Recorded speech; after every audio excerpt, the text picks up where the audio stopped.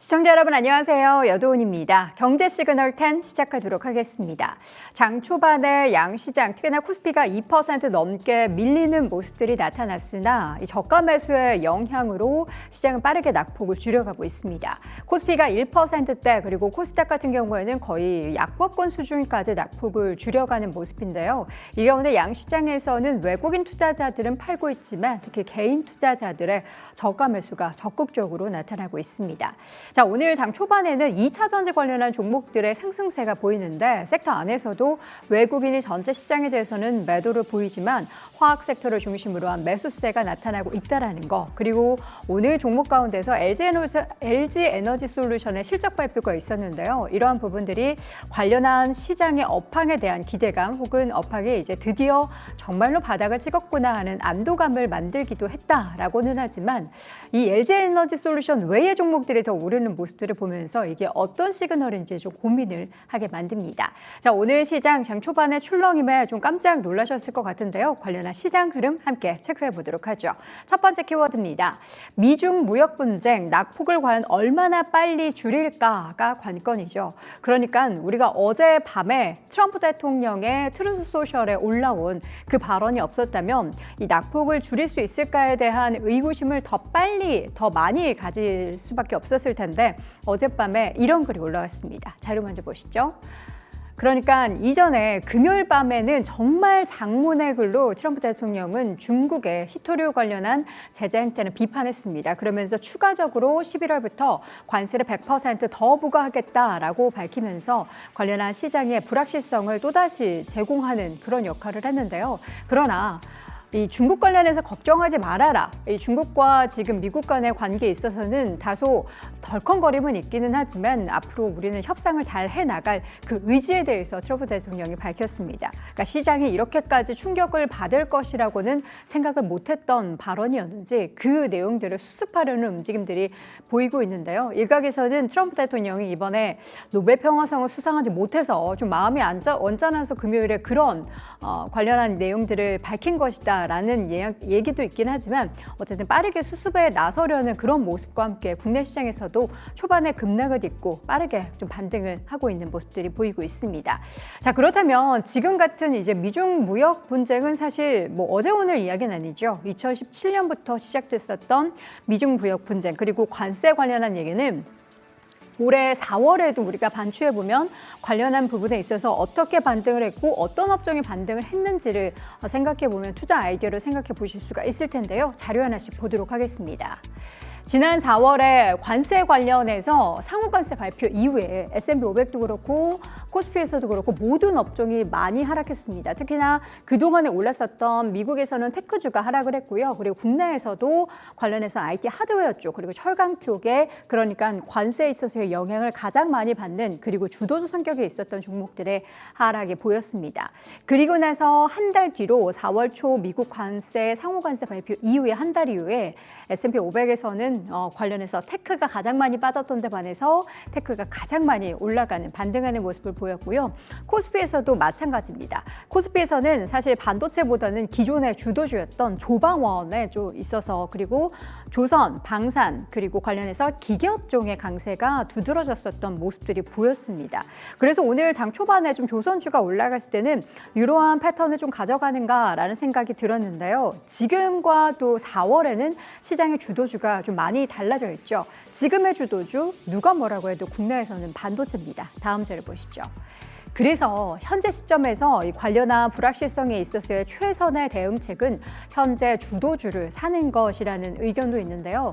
지금 S&P 500과 코스피 주도주는 테크 섹터와 또 우리 시장에서는 반도체입니다. 그렇기 때문에 지금 코스피 대비해서도 아웃퍼폼하고 있는 반도체 섹터에 대해서는 계속해서 지금 오늘장 만약에 주가가 많이 흔들렸다면 조금 더 싸게 살 수 있는 저가 매수 기회다라고 이야기하고요. 특히나 D램 가격에 있어서의 추이를 보면 계속해서 가파른 빠른 상승세를 보이고 있는 부분, 지금 올해 그러니까 이 디램 가격도 그렇고 메모리 반도체에 대한 수요가 워낙에 갑자기 폭발적으로 증가를 했기 때문에 실적에 대해서 명확한 가이던스를 내놓기는 어려운 상황이긴 하지만 그래도 과거보다는 놀라운 그런 실적을 기대하고 있습니다. 그것이 이제 반영돼서 최근에 주가가 SK하이닉스도 그렇고 삼성전자도 그렇고 급등을 했는데 내일 삼성전자의 또 잠정 실적 발표도 예정이 돼 있기 때문에 이 부분에 있어서는 뭐 여러 가지 의견이 나오겠지만 일단은 긍정적인 부분, 또 오늘도 장 초반에 낙폭을 빠르게 줄이는 모습을 보고 여러분들도 역시나 주도주는 이 흐름에서 대세를 거스르지 않는구나라는 생각을 하셨을 겁니다. 자, 그렇다고 생각해 봤을 때는 우리가 고점 대비해서 지금 많이 밀렸냐라고 봤을 땐 그런 것도 아니죠. 그렇기 때문에 지금 확실히 이 밸류에이션을 어떻게 평가해야 되는지, 향후에 대한 실적 가이던스, 내년도나 또 후년도까지 확인을 해본다면 얼마나 호전망을 해서 목표 주가를 또 얼마로 설정을 해야 되는지 많은 고민을 하실 텐데 오늘 그 내용 집중적으로 파헤쳐 보도록 하겠습니다. 자, 이어서 조선주 이야기 조금 해보도록 할 텐데요. 하락장에서 오늘 장 초반 물이 좀 들어왔죠. 상승세를 유일하게 기록했었던 섹터가 조선주였는데 지금은 좀 약간 혼조를 보이긴 하지만 조선주 쪽으로 물 들어오는 모습들이 보였습니다. 항상 미국과 중국이 싸울 때면 조선주 쪽에 있어서 더욱더 반사 이익을 받을 것이다라는 부분도 있지만 업황 자체에 대해서 긍정적인 전망을 담은 또 보고서도 제시가 됐습니다. 지금 조선 같은 경우에는 증권가에서 실적 전망이 굉장히 긍정적입니다. 결국에는 펀더멘털이 튼튼한 기업들은 잘 버틴다라는 그러한 관점인데요.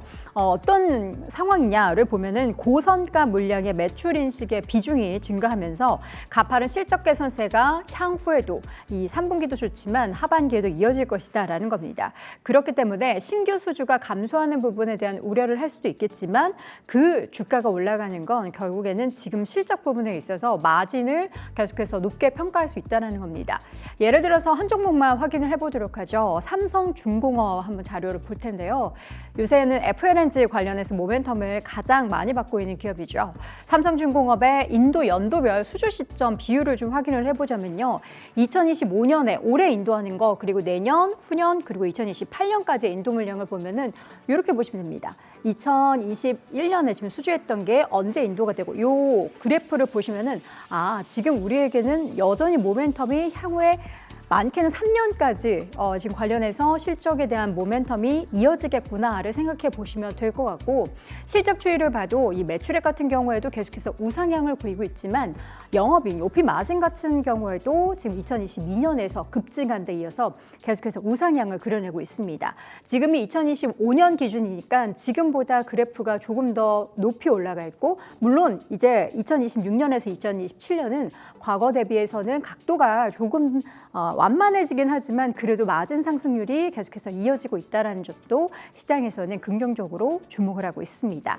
과연 지금 시점에서는 주도주 성격인 반도체를 더 담아야 할지 아니면은 여전히 실적이 좋은 조선주를 담아야 할지 포트폴리오에는 다양하게 있으면 좋긴 하지만 굳이 고른다면 어떤 쪽이 더 매력적일지 여부도 체크해 보도록 하죠. 자, 이어서는 하이브 이야기 해보도록 하겠습니다. 저희가 지난주 금요일에 관련해서 엔터 이야기를 했었죠. 하이브가 오늘장 상승세 보이고 있는데요. 결국 본질에 집중하게 되는 주가라고 한번 헤드라인을 잡아봤습니다. 오늘 하이브뿐만 아니라 전반적인 엔터주 움직임이 괜찮은데요. 그중에서도 하이브 같은 경우에는 3분기는 어닝 쇼크를 기록할 것으로 예상을 하고 있습니다. 그런데 지금 증권가에서는 목표 주가를 39만 원까지 상향 조정을 하는 등 지금 20만 원대 후반보다 주가가 향후에 더 올라갈 것을 베팅을 하고 있습니다. 그 모멘텀은 신규 라인업도 그렇고 내년에 이제 있을 BTS의 컴백 이야기가 가장 중요한 관전 포인트인데요. 내용 하나씩 열어보도록 하죠. 첫 번째 자료 보여주시죠. 이제 4분기입니다. 라틴 보이그룹의 데뷔가 예정돼 있는데 물론 이에 따라서 비용 증가도 있겠지만 비용 대비해서 벌어들이는 수익이 과연 얼마일까? 지금 상황에서는 비용이 정확히 얼마인지 그리고 그에 따라서 벌어들일 수익이 얼마인지 명확하게 잡히지는 않고 있지만 그래도 여기에 대해서 긍정적인 기대를 할 수 있는 건 캐치아이의 행보 때문입니다. 이전에 데뷔를 한 신규 걸그룹이죠. 캐치아이가 지금 블랙핑크 수준의 화제성을 확보하고 있다는 거죠. 그리고 더불어서 이 순위권에서도 핫백 차트에서도 역주행 후에 잔류를 계속해서 하고 있다라고 합니다. 40위권까지 올라갔었던 그런 행보를 보였고 지금은 다시 한번 역주행해서 두 곡이 지금 한 곡은 52, 한 곡은 95위에 계속해서 랭크가 되어 있습니다. 이런 부분들을 보면서 앞으로 하이브는 지금의 실적의 숫자를 보고서 어닝 쇼크에 놀라는 것이 아니라 앞으로 이제 펼쳐질 그 지표나 모멘텀에 오히려 더 집중해야 될 시기다. 그래서 이 어두울 때 계속해서 이 접근하는 모아가는 그런 전략이 유효하다라는 평가가 나오고 있습니다. 이러한 뭐 캐치아이도 그렇고 앞으로 데뷔할 라틴 보이그룹도 그렇고 글로벌 침투의 가속화가 계속해서 순항을 겪고 있다. 지금 하이브가 데뷔시키는 가수들마다 족족 성공을 하고 있다라는 것에 집중을 해본다면 앞으로 하이브가 지금 시점에서 얼마나 더 모멘텀을 받고 주가가 올라갈 수 있을지. 사실 BTS 영향이 가장 크다라고 하지만 신규 그룹 자체도 또 워낙에 성과가 좋기 때문에 이 두 가지 모멘텀을 갖고 있는 하이브, 지금 시점에서 저점 매수를 해도 될지 여부를 고민해 보도록 하겠습니다. 자, 이어서 오늘장 경제 시그널 10 뉴스 10가지 헤드라인 확인해 보도록 하죠. 첫 번째 헤드라인, 두 번째 헤드라인 모두 트럼프 관련한 이야기입니다. 첫 번째 헤드라인, 트럼프 내달부터 11월부터 중국에 100% 추가 관세 부과하겠다라는 이야기했고요. 이후에 유화 발언도 함께 내놨습니다. 트럼프 대통령이 중국의 적대적인 행동, 그러니까 히토류 통제 등에 관련해서 추가 관세 및 수출 통제를 예고하면서 갈등을 고조시킨 바 있었죠. 그러나 그 이후 유화적인 메시지를 트루스 소셜을 통해서 올렸고 월가와 측근들은 이 미중 정상회담의 성사 가능성에 대해서 굉장히 확률이 높다라고 분석을 내놨습니다. 또한 미국 내에서는 셧다운 지속 속에서 트럼프 대통령의 지시로 연방정부 공무원 대규모 연구 해고가 시작이 됐는데요. 다만 군인급여 지급과 CPI 보고서 작성을 위한 일부 직원의 복귀 지시도 함께 있었습니다. 두 번째 키워드도 역시나 트럼프 이야기입니다. 앞서서 제가 보여드렸던 트루스 소셜 관련한 이야기인데요. 트럼프 대통령이 미중 무역 갈등이 우려가 커지고 있는 것과 관련해서 미국은 중국을 해치려는 것이 아니라 도우려는 것이다라고 발언을 했습니다.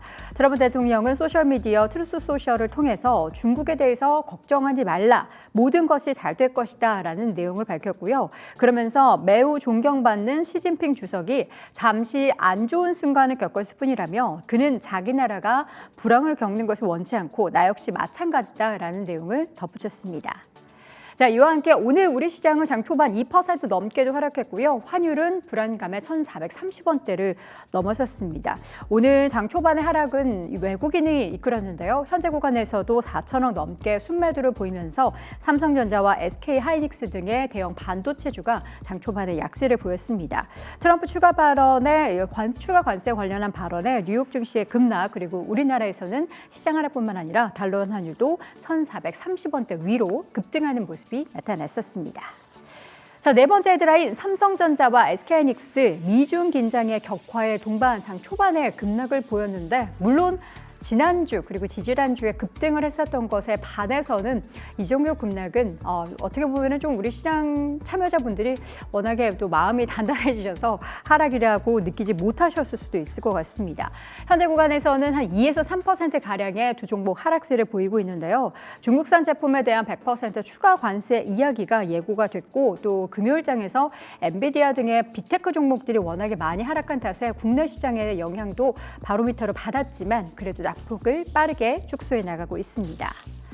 다섯 번째 헤드라인입니다. 대미 투자의 불안이 확산되고 있고 기업들은 달러를 확보하고 있다라는 소식입니다.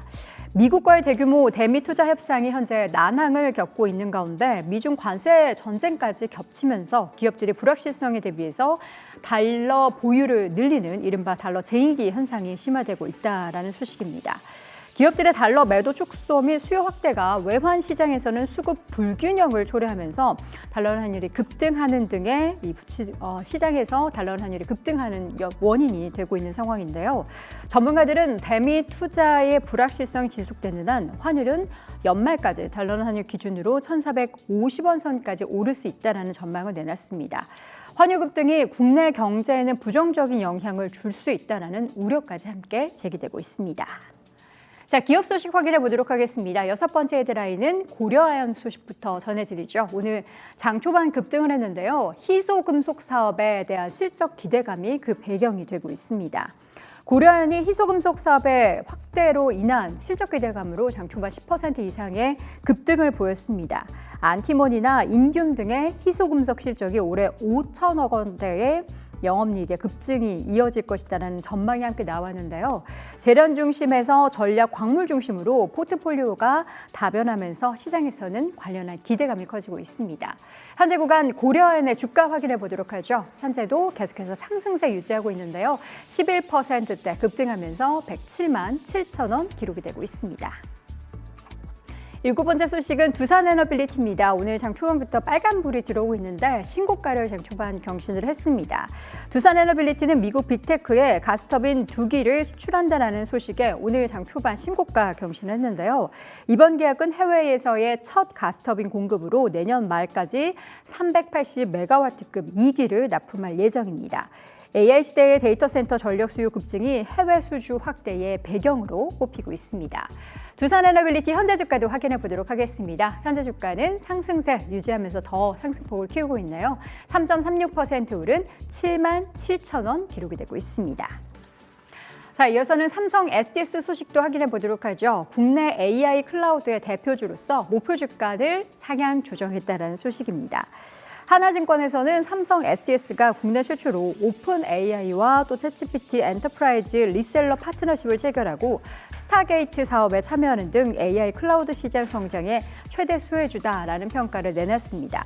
이를 바탕으로 캡티브 마켓 및 국내 기업 전반에 서비스를 보급해 추가 수익 확보 그리고 이익 레버리지 확대가 기대가 되고 있고요. 올해 연간 영업이익이 9,800억 원을 넘을 것이다라는 예상을 내놨습니다. 이에 따라서 하나증권에서는 삼성 SDS에 대한 목표 주가를 기존 19만 원에서 22만 원으로 상향하고 투자 의견은 매수로 유지를 했습니다. 현재 삼성 SDS의 주가 확인해 보도록 하겠습니다. 현재 주가는 1%대 오늘 조정 보이면서 16만 7,800원 기록하고 있습니다.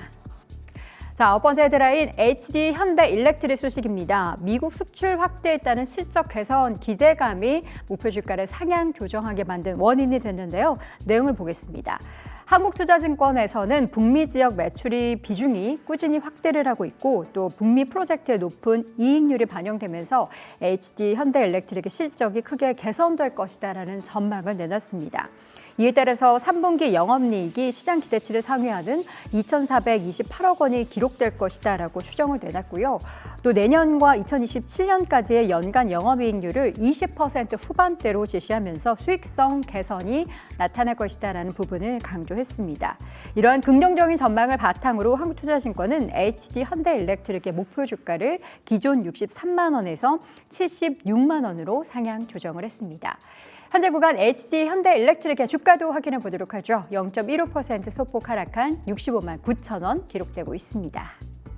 자, 마지막으로 현대백화점 소식입니다. 면세점에 있어서의 흑자 전환을 기대하면서 역시나 목표 주가의 상향 소식이 전해졌습니다. 신한투자증권에서의 분석인데요. 내수 활성화 그리고 중국인 단체 관광 비자 면제 정책으로 본업인 백화점의 호실적이 예상이 되고요. 동대문점의 면세점 폐점으로 인해서 면세의 흑자 전환이 기대된다라는 긍정적인 평가를 내놨습니다. 3분기 현대백화점의 영업이익 컨센서스는 영업이익은 컨센서스에 부합하는 794억 원, 전년 대비해서 23% 증가를 기록할 것으로 예상되고 있고요. 구조적인 비용 효율화와 또 백화점 매출 증가에 따른 이익 기여도가 긍정적이다라고 분석을 내놨습니다.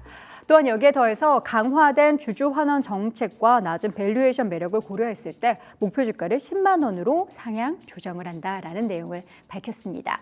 현재 현대백화점의 주가 확인해 보도록 하겠습니다. 현재 주가는 0.12% 소폭 하락한 82,500원 기록이 되고 있습니다. 최근에 이제 소비 관련한 종목들이 상승세를 보이면서 현대백화점 외에도 관련한 종목들, 특히 오늘은 이마트에 대해서도 지금 본업에 있어서의 기대감, 그 목표 주가 상향 소식이 전해지고 있는 만큼 관련한 산업에 있어서의 관심도 필요해 보입니다. 자, 오늘 시장은 장 초반 낙폭을 빠르게 줄여가고 있는데요. 과연 이 가운데 어떤 전략이 필요할지 잠시 후 확인해 보시죠.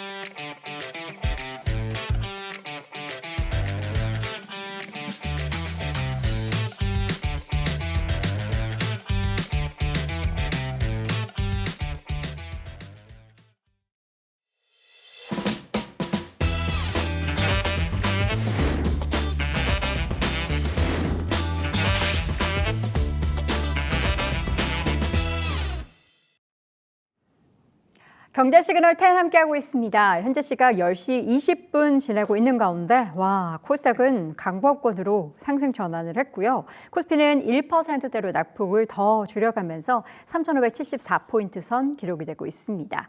자, 오늘 시장 장 초반에 낙폭을 빠르게 줄여갈 것이다라는 예상이 많이들 나오긴 했지만 이렇게나 빨리 또 강하게 반등을 할지는 몰랐습니다. 자, 오늘 시장의 핵심 확인해보고 전략 체크해 보도록 하죠.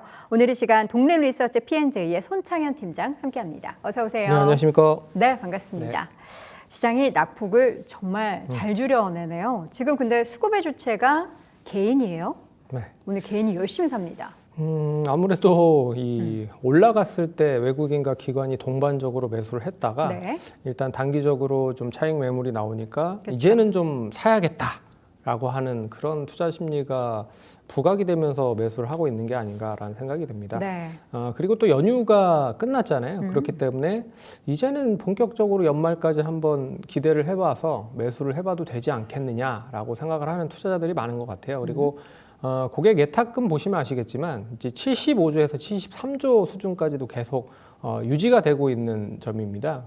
예전에 이제 코로나 때 제일 높았었던 고객 예탁금 그 규모가 한 77조 정도 수준이었거든요. 근데 네. 73조에서 75조, 이 정도 수준만 계속 유지가 된다라고 하면 코로나 때 유동성에 대한 부분만큼 일단 시장을 좀 부양을 하려고 하는 투자 대기 자금들이 상당히 많다라고 좀 보고 있어서 오늘의 개인 투자자들의 매수는 고르게 매수를 하고 있는 게 아닌가라고 생각이 됩니다. 그래서 코스피에서 주로 매수를 많이 하고 있지만 그래도 코스닥에서도 제가 봤을 때는 로봇이라든지 그리고 또 이 원전 관련된 종목 그리고 2차 전지 관련된 종목도 오늘 좀 강세 흐름을 보이고 있기 때문에 개인 투자자들이 나름 좀 매수를 하고 있는 게 아닌가라고 생각을 해보셔야 될 것 같고 그만큼 미국 시장이 단기적인 조정이 나온 부분이긴 하지만 우리 시장은 그거보다 더 아직까지도 이 글로벌 시장 내에서도 저평가를 받고 있다라는 뜻으로도 해석을 할 수가 있을 것 같아서 좀 아직 좀 긍정적으로 계속 보셔야 될 필요가 있지 않을까 그렇게 봐야 될 것 같습니다. 오늘 장 초반에 물론 반도체 기존의 주도주였었던 종목들에 있어서 저가 매수가 많이 들어오는 것은 이해를 하는데 이 중에서 오늘 지금 원익홀딩스가 이렇게 급등하는 건 네.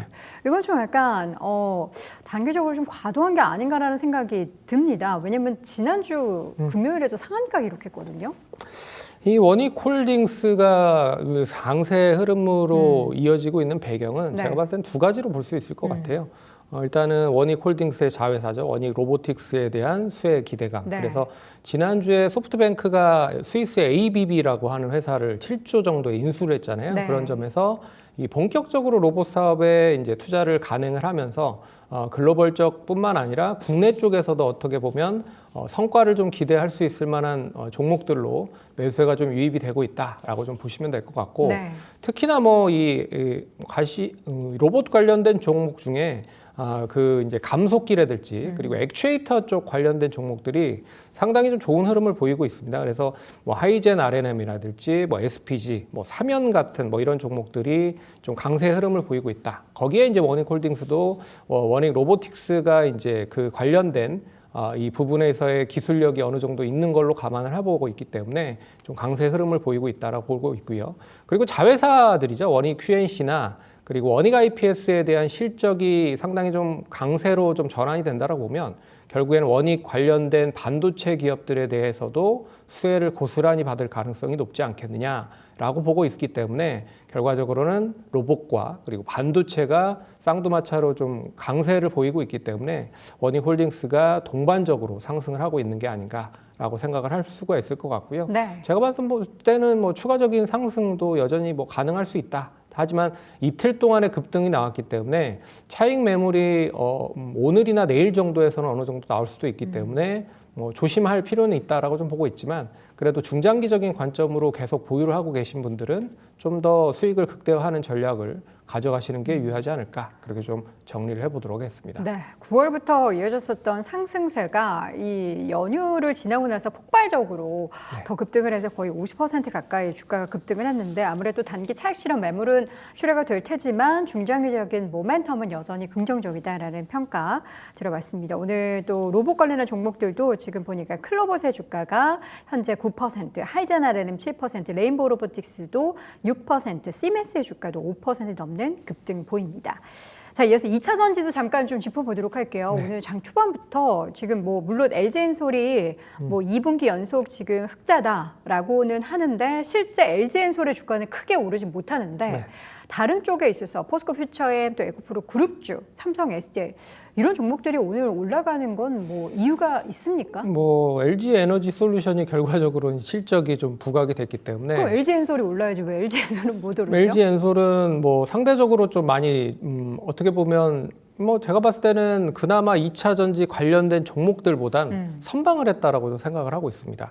그렇기 때문에 뭐 그렇게 많이 뭐 올라가지는 못하지만 되레 제가 봤을 때는 그동안에 많이 조정을 받거나 뭐 이 3분기 실적이 과연 얼마만큼 좋아질 수 있을지를 생각을 해봤을 때는 어떻게 보면 바로미터인 그런 종목들이 좀 어떻게 나오는지를 계속 확인을 할 필요가 있었다는 거죠. 그래서 LG 에너지 솔루션이 그 관련된 부분으로 어떻게 보면 잘 커팅을 좀 했기 때문에 앞으로의 이 2차 전지 소재라든지 뭐 장비 부품 관련된 종목들도 이제는 단기 바닥이 아닐까라고 하는 투자자들에 대한 심리가 한꺼번에 부각이 되면서 전반적으로 강세를 보이고 있는 게 아닌가라고 생각을 할 수 있을 것 같고요.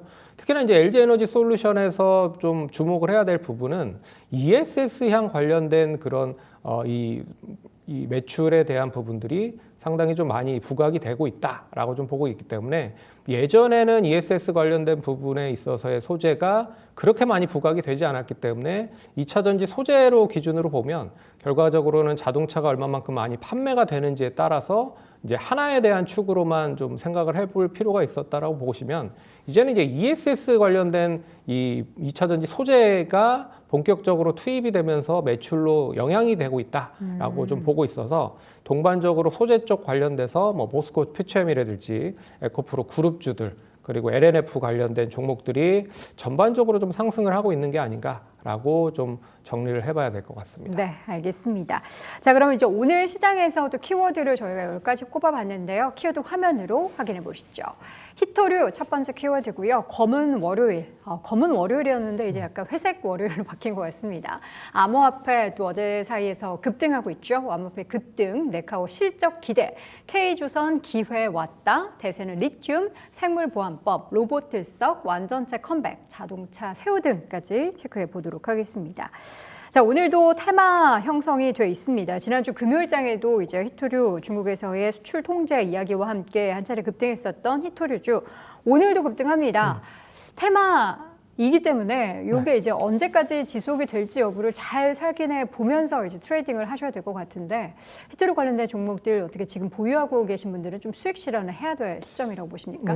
지금보다는 조금 더 들고 가도 되지 않을까. 조금 더라면 이제 에이펙이 한 2주 네. 남았잖아요. 그 사이에 계속 뭔가 엎치락뒤치락 할 것 같긴 한데. 그래서 뭐 이슈적인 부분이 더 큰 거죠. 그래서 이 안에 어떻게 보면 이 미국과 중국에 대한 이 관세 협상 관련된 부분이 뭐 해소가 된다라고 보면 네.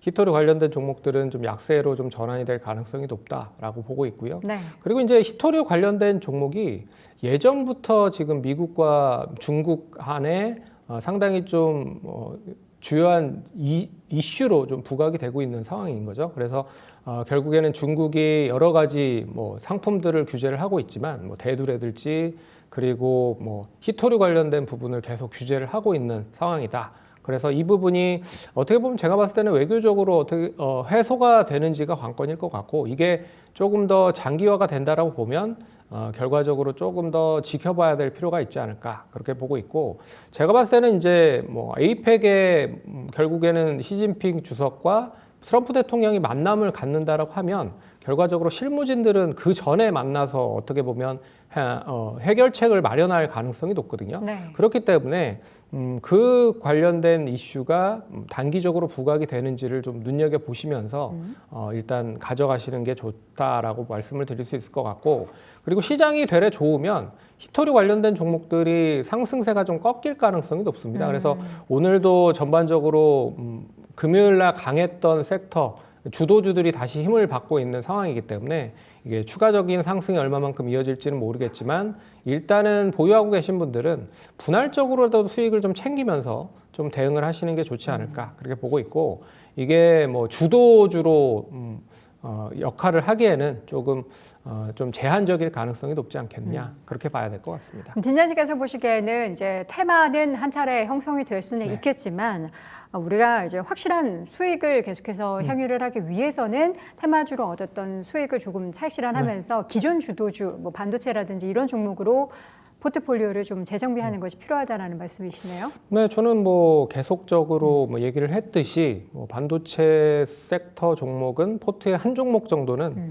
무조건 좀 담아야 되지 않을까라고 말씀을 드려야 될 것 같고요. 네. 그런 점에서 굳이 뭐 히토류 관련된 종목들을 매수를 한다라고 보기보다는 뭐 단기적으로 조정이 많이 나왔고, 그리고 뭐 실적이 부각이 됨에도 불구하고 반도체 못 간 종목들이 아직도 많다. 그런 점에서 굳이 히토류 관련된 종목을 매수를 해서 수익을 낼 수 있을 확률이 좀 뭐 100이라고 하면, 이 반도체 관련된 종목들이 상승을 할 수 있을 확률이 더 높다라고 보고 있거든요. 그렇기 때문에 이 관련된 종목들을 중심으로 좀 떨어질 때마다 매수의 관점으로 보시는 게 좋지 않을까, 그렇게 좀 정리를 해보도록 하겠습니다. 내일이 삼성전자 잠정 실적 발표일인데요.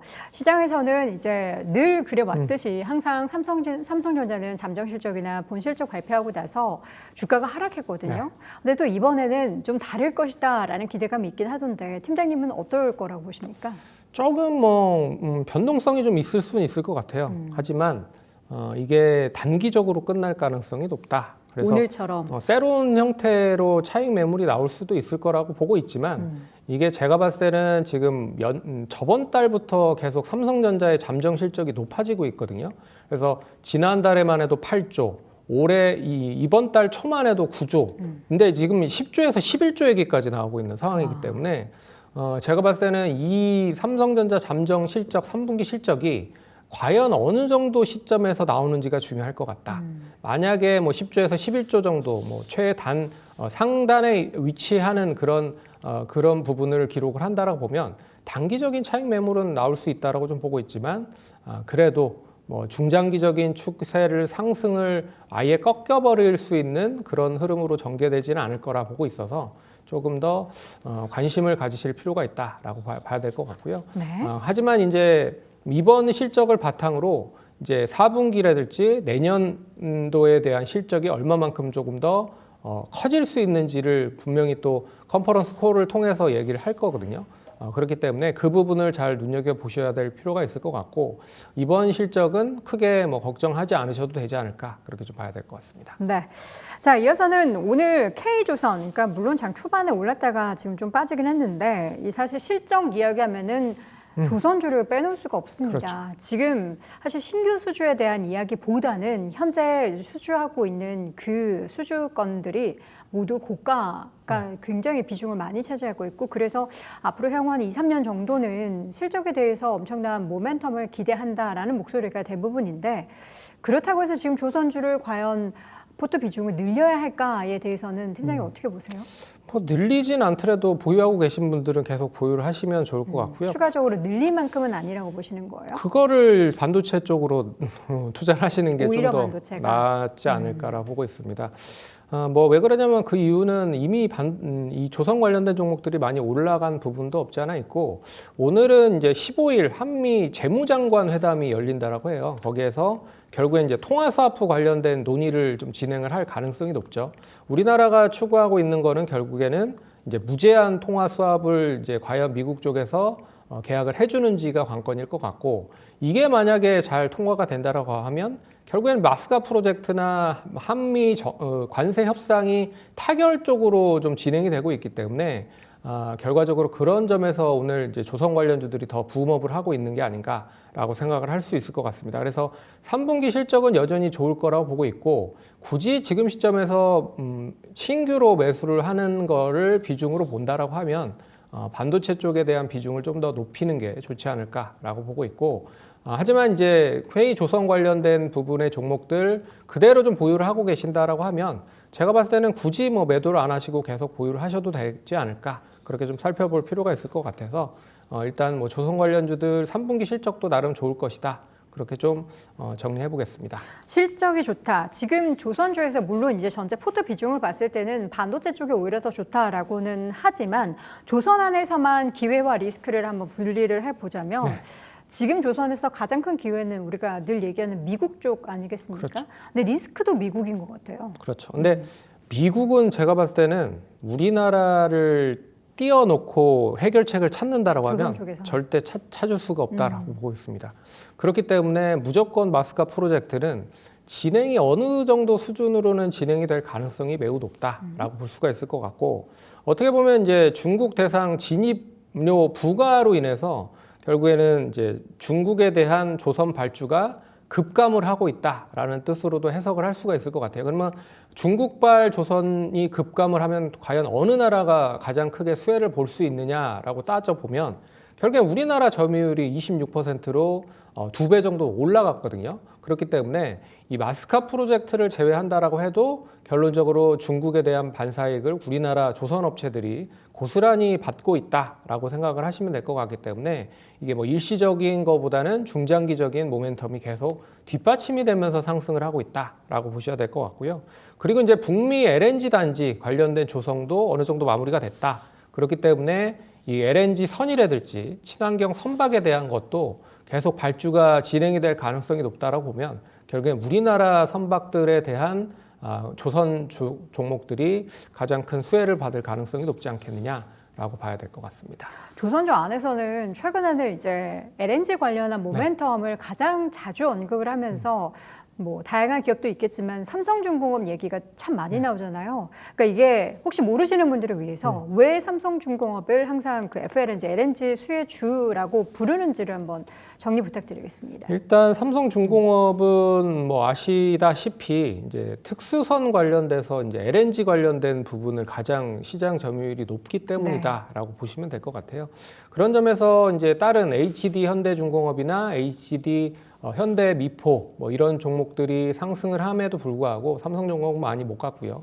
역시 이제 하나오션이 같이 상승을 함에도 불구하고 삼성중공업은 상당히 좀 더디게 움직였었죠. 그런 점에서 삼성중공업이 이제 LNG 관련된 부분에 시장 점유율을 바탕으로 해서 여러 가지 액화 천연 관련된 설비 투자라든지 뭐 이런 쪽에 대한 발주가 계속 늘어나고 있다라는 뜻으로 해석을 할 수가 있기 때문에 결국에 삼성중공업에 대한 LNG 프로젝트의 수준은 가장 크게 높아질 가능성이 높다라고 볼 수 있을 것 같아요. 그래서 최근에 뭐 HD 현대중공업이나 HD 한국조선해양이 고점에서 조정을 받았었던 거에 비하면 삼성중공업이 상당히 좀 좋은 흐름을 최근에 보이고 있거든요. 그 이유도 역시나 북미 쪽에 뭐 LNG 단지가 어느 정도 조성이 될 수 있다라는 기대감, 그리고 LNG 선이 발주가 되면 역시나 가장 크게 발주를 많이 할 수 있을 만한 기업이 삼성중공업이기 때문에 주가가 그만큼 선방을 하고 있는 게 아닌가라고 생각을 해볼 수 있을 것 같고요.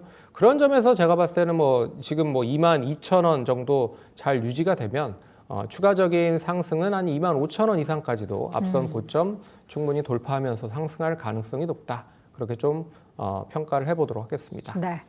K조선의 기회가 왔다라고 저희가 헤드라인을 잡기는 했는데 조선도 조선이지만 반도체가 더 좋다. 그러니까 사실 우리가 조선주는 지금 올해 수익률 놓고 보지 않고 한 2년 정도 수익률을 놓고 보면은 많이 올랐죠. 근데 또 여전히 향후 2, 3년 내에 그 실적을 보면은 워낙에 좋다라고는 하지만 후발주자이긴 해도 그리고 단기적으로 급등하긴 해도 그래도 둘 중에 고르라면 팀장님은 계속해서 반도체를 보시는 거군요.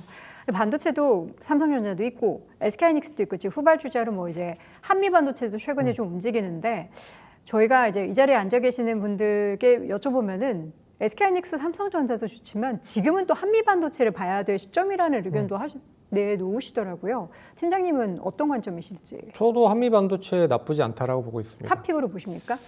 탑픽으로 볼 수 있을 것 같아요. 왜 그러냐면 이제 뭐 조정이 어느 정도 끝나고 상승으로 좀 전개가 되고 있는 상황이고 네. 그리고 한미 반도체가 결과적으로 많이 하락을 했었던 이유가 이제 SK 하이닉스의 이원화 결국에는 이 단독 솔 벤더가 아니라 뭐 더블 벤더로 이제 관련된 수주가 상당히 좀 떨어질 가능성이 높다라는 부분으로 하락을 한 부분들이라 이게 완전하게 계약이 뭐 성사가 되지 않았다라고 하면 문제가 크지만 뭐 더블 벤더라고 해도 제가 봤을 때는 그대로 시장 점유율 1위를 계속 유지를 할 가능성이 높을 것 같아요. TC 본더 쪽에서.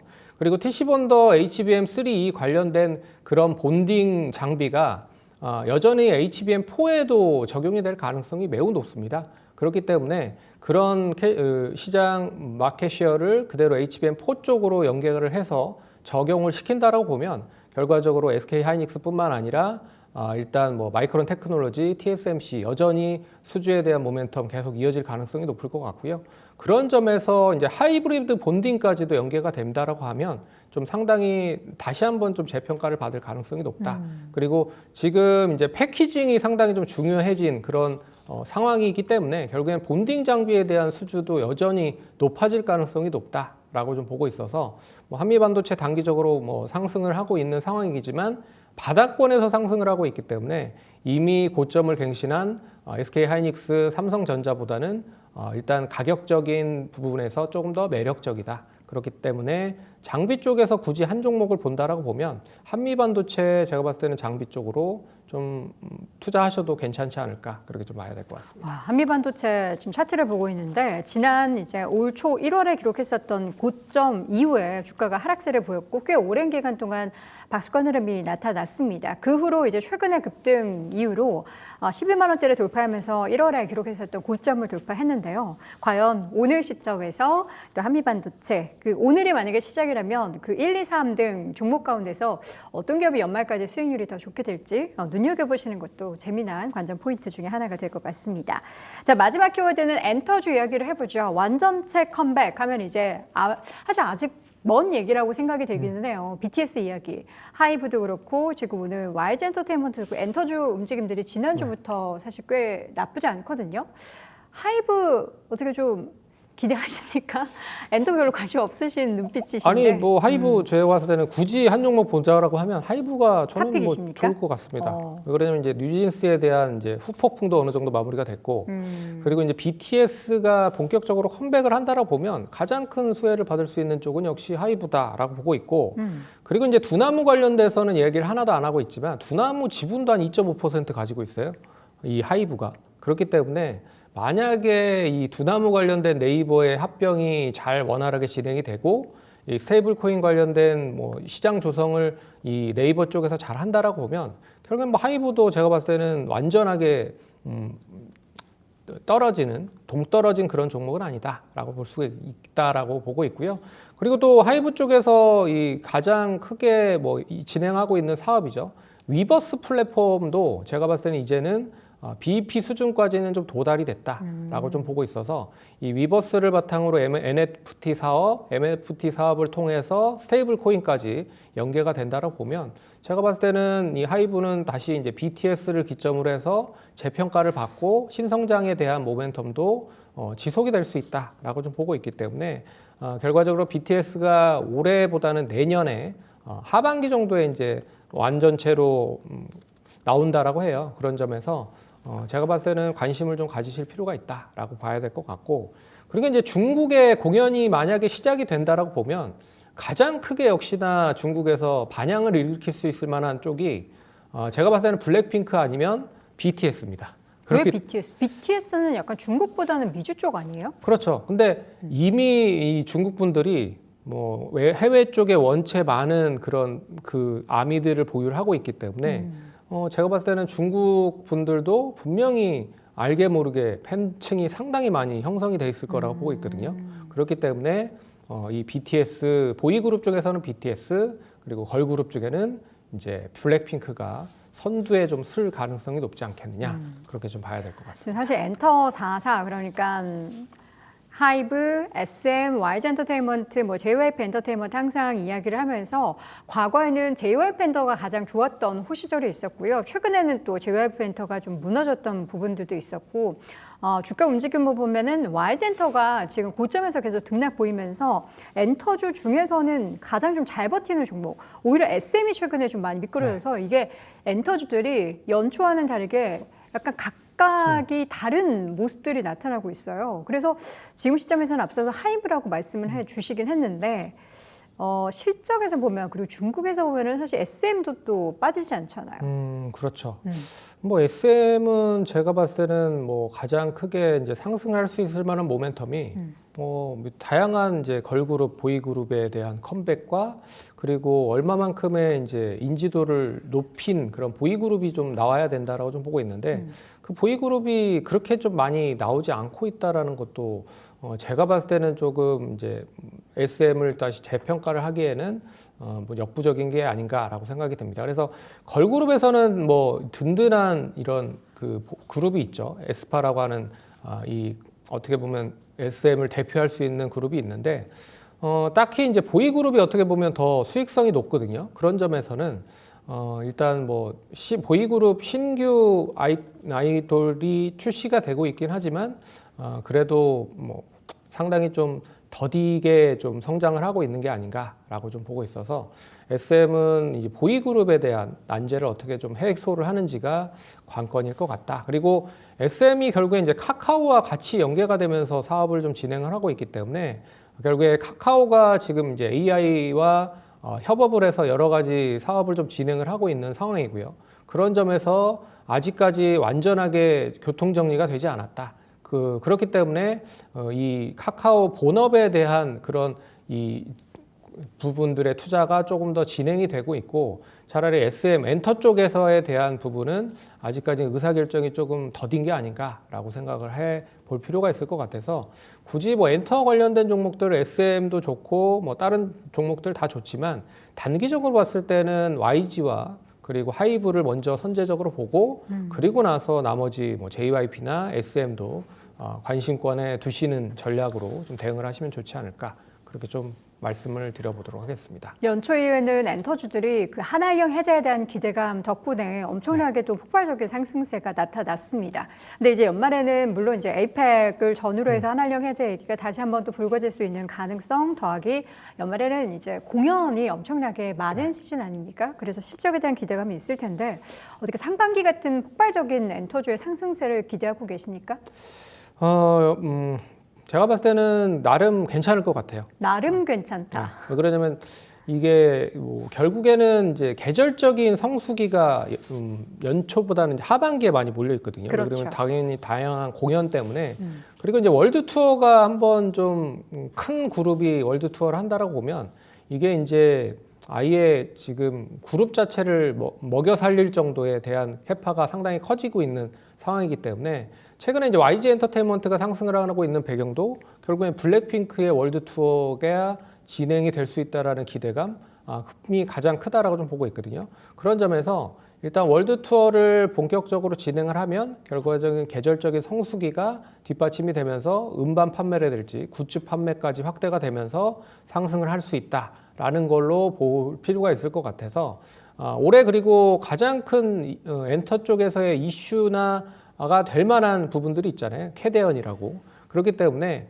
이게 뭐 단기간에 지금 끝나지 않고 있는 그런 모습이 계속 진행이 된다라고 보면 결국에는 엔터 관련주들 하반기에 여러 가지 월드 투어라든지 여러 가지 공연을 통해서 일단 뭐 캐대언과의 같이 상승할 수 있는 배경을 만들 수 있지 않을까 그렇게 보고 있어서 이 엔터주들의 하반기에 실적은 좀 기대를 해봐도 되지 않을까 그렇게 좀 살펴봐야 될 것 같습니다. 지금 뭐 캐대언 2 얘기도 나오고 있고 캐대언이 이제 애니메이션이었는데 이거를 이제 실사화에 대한 가능성도 있다라는 얘기들이 있는데 물론 이제 K-pop 데몬 헌터스가 소니에서 만든 거지 우리나라 제작사에서 만든 건 아니지만 다루고 있는 주제가 K-팝이라는 점에 있어서는 이게 정말 2가 나오고 실사화가 됐을 때에 대한 국내 또 관련한 엔터 기업들의 모멘텀을 한 번 더 기대해 볼 수 있지 않을까. 그렇죠. 네. 그래서 제가 봤을 때는 뭐 캐대언의 지금 그 이재 씨인가요? 이재 씨가 SM 아마 소속 가수 아이돌 출신이었던 걸로 알고 네, 있기 맞아요. 때문에 뭐 어떻게 보면 우리나라 이 그룹들이 얼마만큼 잘 매니징을 잘 하고 있는지를 어떻게 보면 간접적으로 보여주는 게 아닌가라고 좀 보고 있어서, 그리고 최근 들어서의 이슈는 글로벌적으로 로컬리제이션을 해서 직접적으로 그 나라에서 아이돌을 이제 배출을 하고 있는 상황이거든요. 그래서 뭐 하이브도 뭐 영국이라든지 미국에서 아예 자체적으로 이 매니징을 해서 이 미국에 그리고 영국에 이 그룹을 내놓고 있다라는 점도 좀 눈여겨 보셔야 될 것 같습니다. 그래서 이게 해외 K-팝이 국내 쪽에서만 한정적으로 되는 게 아니라 이제 해외 쪽 로컬리제이션으로 해서 관련된 나라에 본격적으로 K-팝이 선두 부분이 대두가 되고 있다라는 뜻으로 보시면 좋을 것 같습니다. 네. 자, 이어서는 오늘 손창현 팀장의 탑픽 종목을 꼽아보도록 하겠습니다. 반도체 쪽에서 중요주 하나 가지고 오셨어요. 일단 아까 빠졌는데 지금은 플러스가 됐네요. 네. 이오테크닉스라고 하는 종목입니다. 동사는 이제 아시다시피 레이저 마커나 어닐링 그리고 다이싱 관련된 레퍼런스를 보유하고 있는 레이저 전문 기업이다라고 생각을 하시면 될 것 같아요. 반도체 빅사이클에 대한 수혜가 본격화되면서 결과적으로 이 반도체 투자가 조금 더 빨라진다라고 보면 결국엔 동사에 대한 레이저 장비 수주가 상대적으로 많이 빨라질 가능성이 높다라고 보고 있고, 특히나 이제 삼성전자의 파운드리 선단 공정에 대한 투자가 상대적으로 빨라지고 있다라고 보고 있어서 거기에 들어가는 역시 뭐 어닐링 장비라든지 그리고 마커 장비 그리고 다이싱 장비 계속 들어갈 수 있을 거라 보고 있고요. 그리고 가장 크게 기대를 하고 있는 쪽은 HBM4 관련된 장비입니다. 그래서 HBM4용 D램 신규 투자가 본격화된다라고 보면 동사 어닐링 장비가 투자 신규로 진입할 가능성이 높다. 그런 점에서 일단 동사 관심 있게 좀 보셔야 될 필요가 있을 것 같고요. 그래서 올해 실적은 뭐 영업이익률 기준으로 한 22% 정도가 될 것이다라고 얘기가 나오고 있지만 내년도는 영업이익률 자체로 28%까지 더 높을 가능성이 높다라고 좀 보고 있어서 주가 한 단계 좀 더 레벨업을 할 가능성이 높지 않겠느냐라고 보고 있어서 이 이오테크닉스 관심 있게 보시면 좋을 것 같고요. 지금 뭐 25만 9천 원인데 아마 25만 5천 원 정도 수준까지 분할적으로 매수하셔도 충분히 괜찮다라고 말씀을 드려보도록 하겠고, 1차 목표가는 이 역사적인 신고가가 28만 1천 원입니다. 여기를 돌파하면 하면서 한 29만 원까지 보도록 하겠고, 손절가 23만 원까지 한번 보도록 하겠습니다. 네. 이오테크닉스 반도체 중형주 가운데서 신고가 기록하는 종목들이 워낙에 많은데 이 종목도 지난 10일 26만 2천 원 선까지 고점을 높였던 기업이고요. 오늘 빠르게 양봉 전환하면서 현재 구간 25만 9천 원대 기록이 되고 있습니다. 목표 주가는 29만 원 설정해 보겠고요. 손절가는 23만 원 확인해 주시기 바랍니다. 자, 오늘 이 시간 독립리서치 P&J의 손창현 팀장 함께했습니다. 고맙습니다. 네.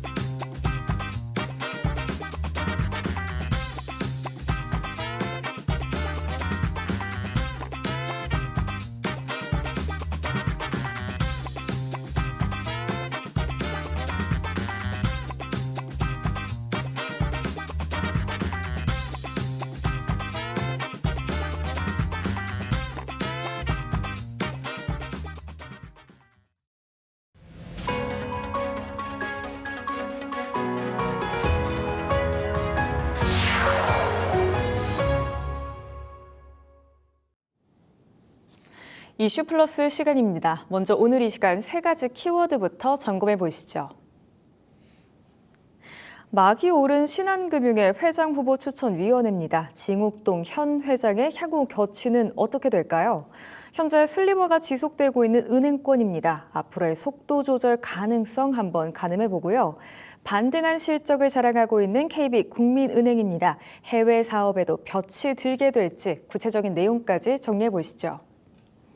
오늘 이 시간에는 보도국의 김병주 기자와 함께하겠습니다. 어서 오십시오. 네, 안녕하십니까.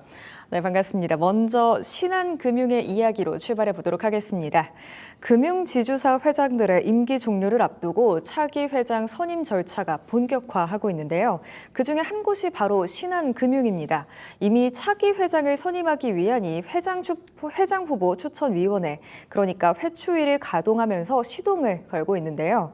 일단 관심은 진옥동 현 회장의 연임 도전 여부에 달려 있는 것 같습니다. 우선 진 회장에 대한 시장의 평가부터 한번 들어볼까요? 네, 임기 첫 해에는 다소 숨고르기를 하면서 실적이 살짝 감소했었는데요. 2년 차였죠. 지난해부터 본격적인 성장 드라이브를 달리기 시작했습니다.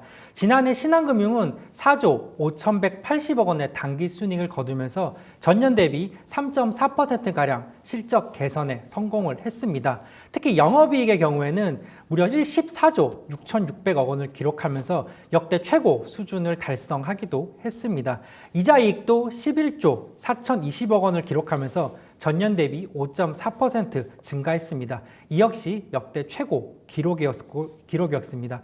기타 주요 수익 지표 또한 견조한 성장 흐름을 유지한 것으로 보이는데요. 무엇보다 신한금융 실적 개선의 1등 공신은 핵심 계열사죠. 신한은행의 성장이었습니다.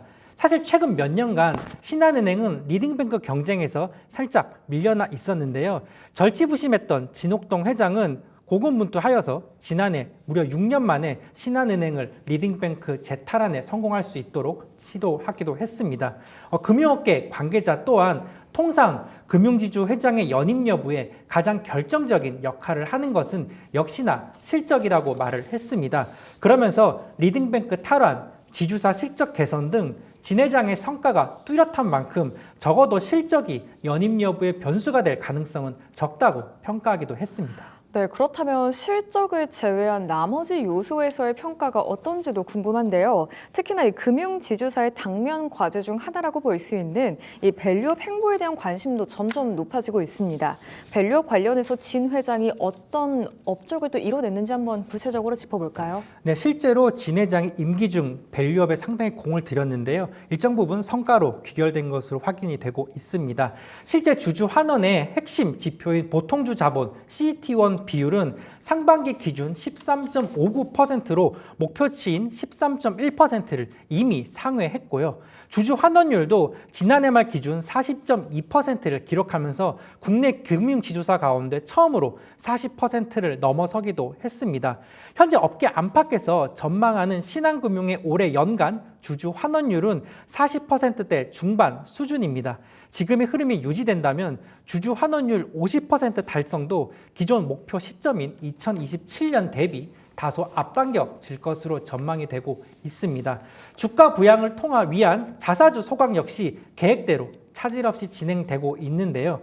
현재 신한금융은 주식수 감축을 통한 주당 가치 제고를 목적으로 자사주 매입 소각에 적극적으로 나서고 있습니다. 실제 진 회장 취임 당시 약 5억 2,260만 주 가량이었던 신한금융의 주식수는 올해 상반기 기준 4억 8,500만여 주로 감소를 했습니다.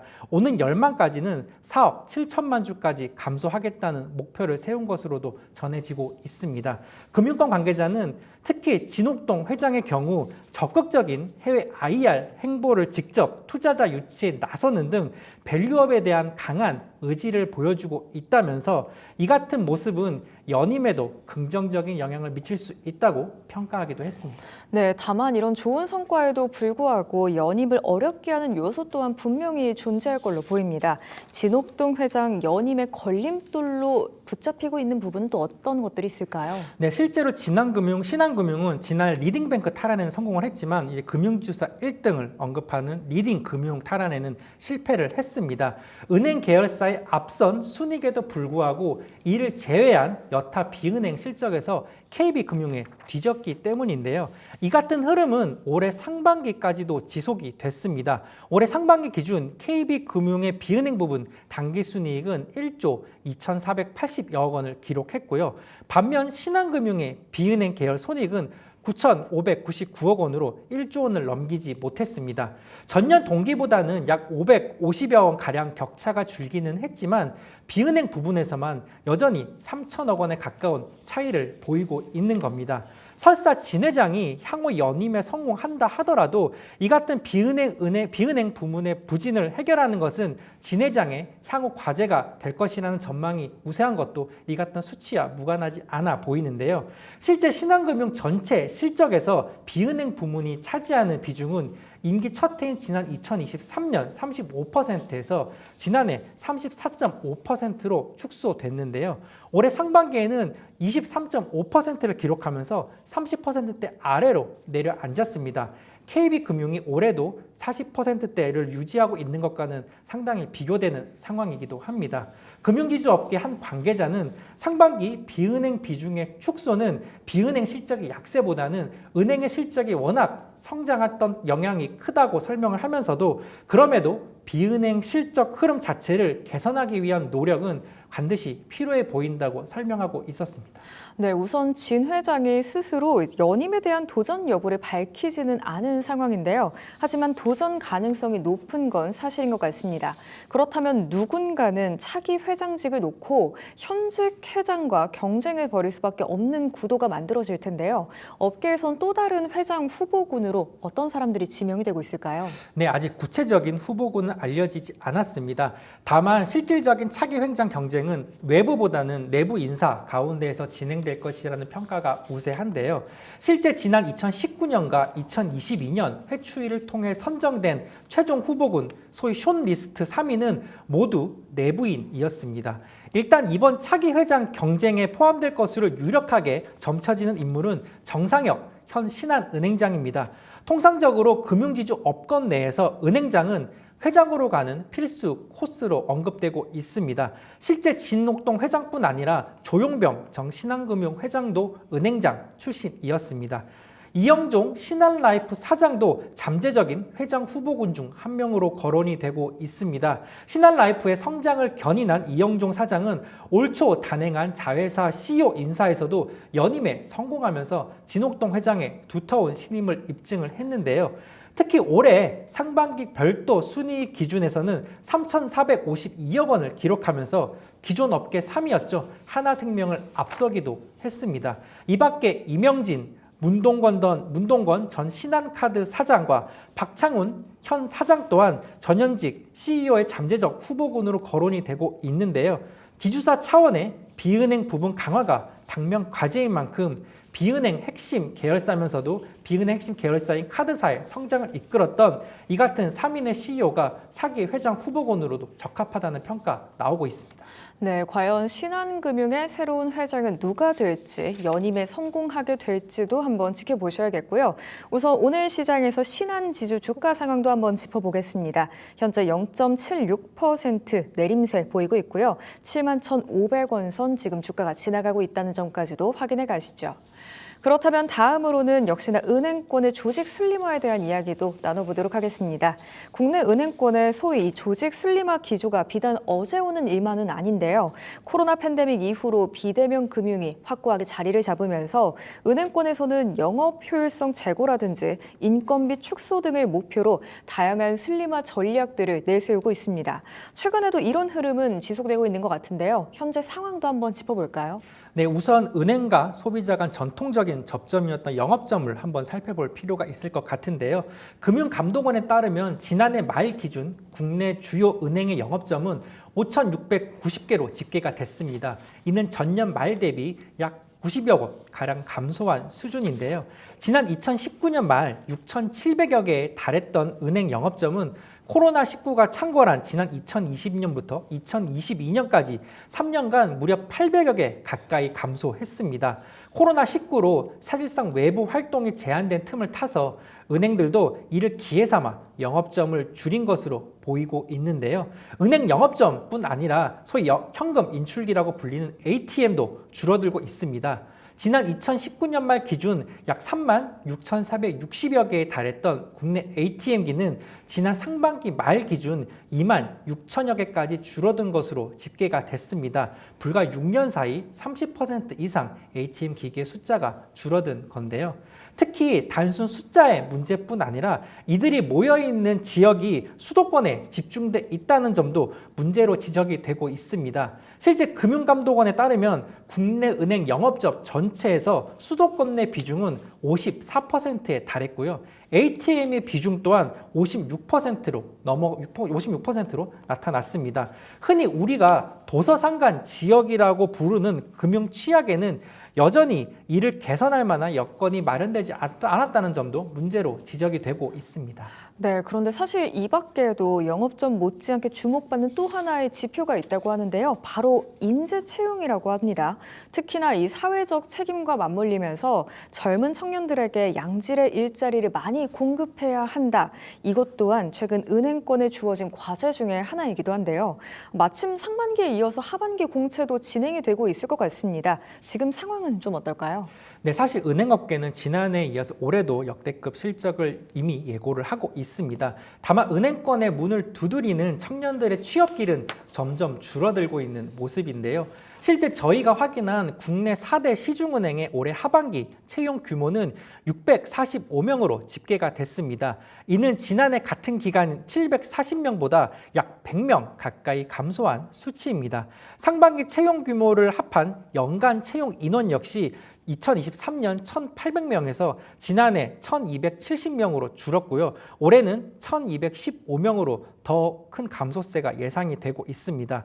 은행별로 살펴보면 KB국민은행의 경우 상반기 110명을 선발한 데 이어서 하반기에는 약 180명의 채용을 진행을 했습니다. 신한은행도 올해 하반기 100여 명의 안팎의 공개 채용을 진행했습니다.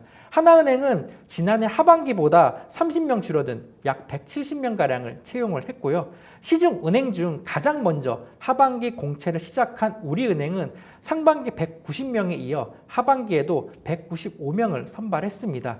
이는 올해 4대 은행 중 가장 큰 채용 규모이기는 합니다. 다만 지난해 채용 규모였던 210명에는 미치지 못했습니다. 한편 NH농협은행은 타 시중은행 대비 월등히 많은 565명의 하반기 신규 채용을 진행을 했습니다. 다만 NH농협은행의 경우 타 은행과 달리 상반기에는 신규 채용을 진행하지는 않았습니다. 네, 우선 말씀해 주신 지표 상으로 봤을 때에는 전반적으로 은행업계가 채용을 줄인 것 같은데요. 다만 앞서 언급을 드렸듯이 이 정부나 금융당국 그리고 일반 시민들도 역대급 이자액을 거둔 이 은행들에 대해서 사회적인 책임에 대한 압박을 가하고 있습니다. 자연스럽게 채용 확대에 대한 무언의 압박도 있을 것 같은데요. 은행권의 입장은 좀 어떨까요? 네, 은행권의 고민도 사실 만만치는 않습니다. 비대면 거래에 따른 점포 축소를 유효 인력이 많아진 상황에서 멈추기는 쉽지 않다는 현실적 판단 때문인데요. 저희가 만난 시중은행의 한 관계자는 이미 예적금 가입의 90% 이상이 비대면 채널을 통해 이뤄지고 있다고 설명을 했습니다. 그러면서 비대면 절차가 필요했던 주담대 등 대출의 약정 과정도 이미 대부분 비대면으로 이뤄지고 있는 만큼 인력 확대는 현실적으로 쉽지 않다고 하소연하기도 했습니다. 특히 최근에 커지고 있는 주 4.5일제 근무제 도입 요구도 이 같은 부담을 더욱 가중시킬 전망인데요. 업무량과 업무 시간이 정량적으로 줄어드는 상황에서 직원을 늘리는 건 자칫 업무 효율성 약화를 초래할 수 있다는 우려 때문입니다. 물론 일각에서는 최근 은행권이 앞다퉈 규제 샌드박스를 통한 신사업 신사업 진출에 뛰어들고 있다는 점을 언급하면서 인재 채용 확대의 필요성을 언급하고는 있습니다. 신사업의 공격적 전개를 위해서는 채용 확대가 필요하다는 이유에서인데요. 다만 이마저도 기존의 은행권 경험이 풍부한 퇴직자를 재채용하는 방식이 유력하게 점쳐지고 있고 실제로 활용이 되고 있는 것으로 확인이 되고 있습니다. 사실상 신규 채용을 늘리기는 쉽지 않다는 은행권의 의지를 보여주는 사례가 바로 이것으로 보여지고 있습니다. 네, 그럼에도 불구하고 이 채용 확대에 대한 압박은 앞으로도 이어지지 않을까 싶은데요.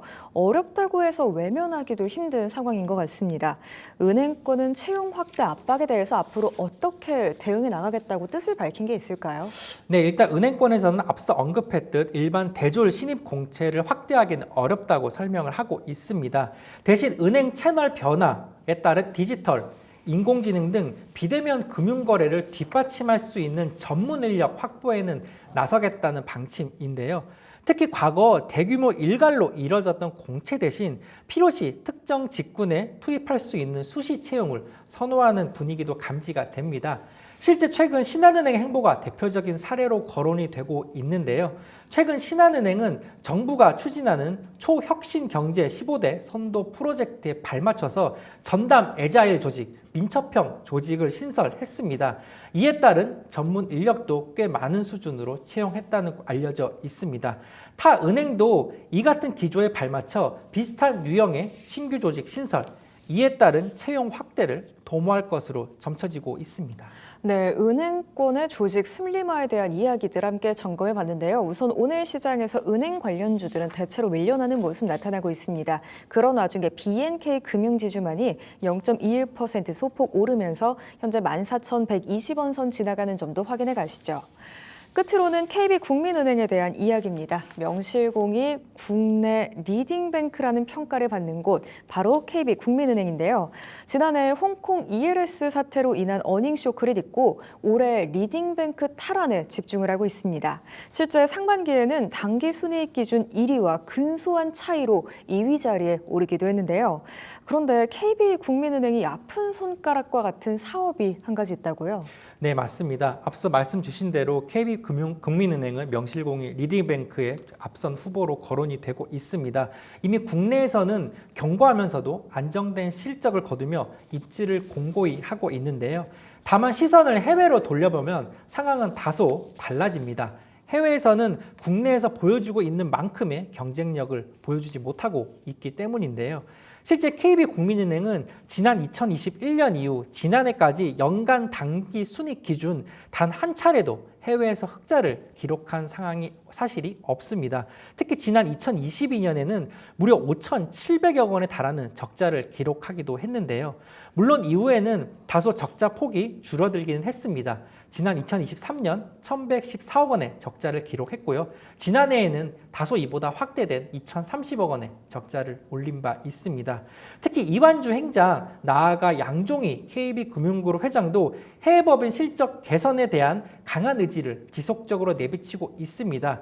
이재근 전 KB국민은행장을 글로벌 부문장에 배치하는 등 인사 부분에서 혁신을 꾀한 것도 대표적인 사례로 거론이 되고 있는데요. 다행스러운 점은 올해 상반기에는 전년 대비 다소 개선된 모습을 보여줬다는 겁니다.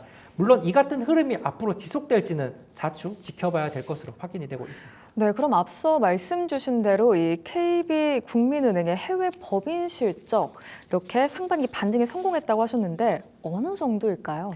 네, 실제로 올해 상반기 KB국민은행의 단기 순이익은 726억 8,100만 원을 기록했습니다. 특히 주목할 점은 적자가 아니라 흑자였습니다. 지난해 상반기 371억 원의 적자를 기록한 것과 비교하면 상당한 수준의 반등에 성공을 한 겁니다. 개별 법인별 성과도 나쁘지 않았는데요. 5개 해외 법인 중 KB 미얀마은행을 제외한 대부분의 법인에서 흑자를 기록했습니다. 일단 캄보디아 법인이죠. KB프라삭은행이 해외 법인 전반의 실적을 끌어올리는 견인차 역할을 한 것으로 보이는데요. KB프라삭은행의 상반기 단기 순이익은 1,118억 원으로 전분기 대비 무려 102.6%가량 뛰었습니다. 이어 중국 법인인 국민은행 유한공사는 115억 6천만 원으로 전기 대비 46%가량 실전이 개선이 됐고요. 미얀마 진출 법인도 대체적으로 선방을 했습니다.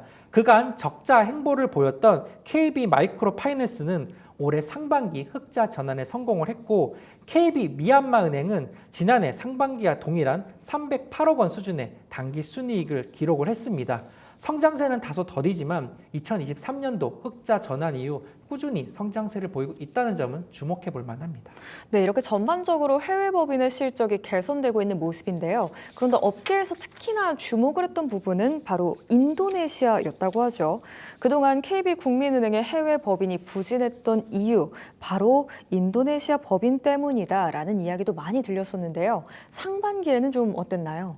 네, 앞서 언급했던 그간 KB국민은행의 인도네시아 법인인 KB뱅크는 은행, 나아가 KB금융 전체의 아픈 손가락이었습니다. 지난 5년간 누적 순손실이 1조 원을 넘어서 국민은행 해외 사업에 큰 부담으로 작용을 했는데요. 실제 KB뱅크의 연간 단기 순손실은 지난 2021년 2,725억 원을 시작으로 2022년에는 5천억 원을 넘어섰고요. 이후 적자 폭이 다소 줄어들기는 했지만 여전히 2천억 원대 안팎의 적자를 기록하고 있었습니다. 다만 올해 상반기에는 다소 다른 흐름을 보였습니다. 적자에서 벗어나지는 못했지만 적자 폭을 기존 대비 대폭 줄인 건데요. 실제 KB뱅크의 상반기 단기 순이익은 538억 원 적자를 기록했습니다. 이는 지난해 상반기 기록한 1,011억 원 적자 대비 500억 원가량 축소된 겁니다. 이에 대해 KB국민은행 측은 부실여신 축소를 포함한 전반적인 내실 강화 전략이 적자폭 감소에 영향을 미쳤다고 설명했습니다.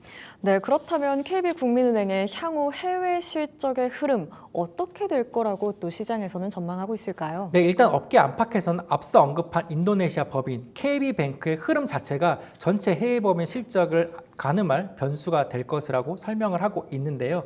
일단 상반기에는 전년 동기 대비 손실 규모를 줄이면서 연간 목표로 내세웠던 흑자 전환 기대감도 다시 감지되는 분위기입니다. 실제 올해 5월엔 인수 이후 처음에 현지인 행장을 선임하며 흑자 달성에 대한 자신감을 간접적으로 내비치기도 했는데요.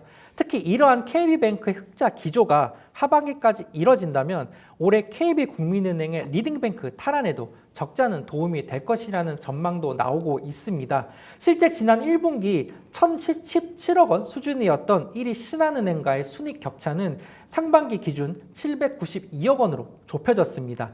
해외 부분에서 조금만 선전한다면 충분히 추격 또는 역전이 가능한 상황인 겁니다. 다만 흑자 전환을 장담하기는 어렵다는 전망도 조심스럽게 나오고 있는데요.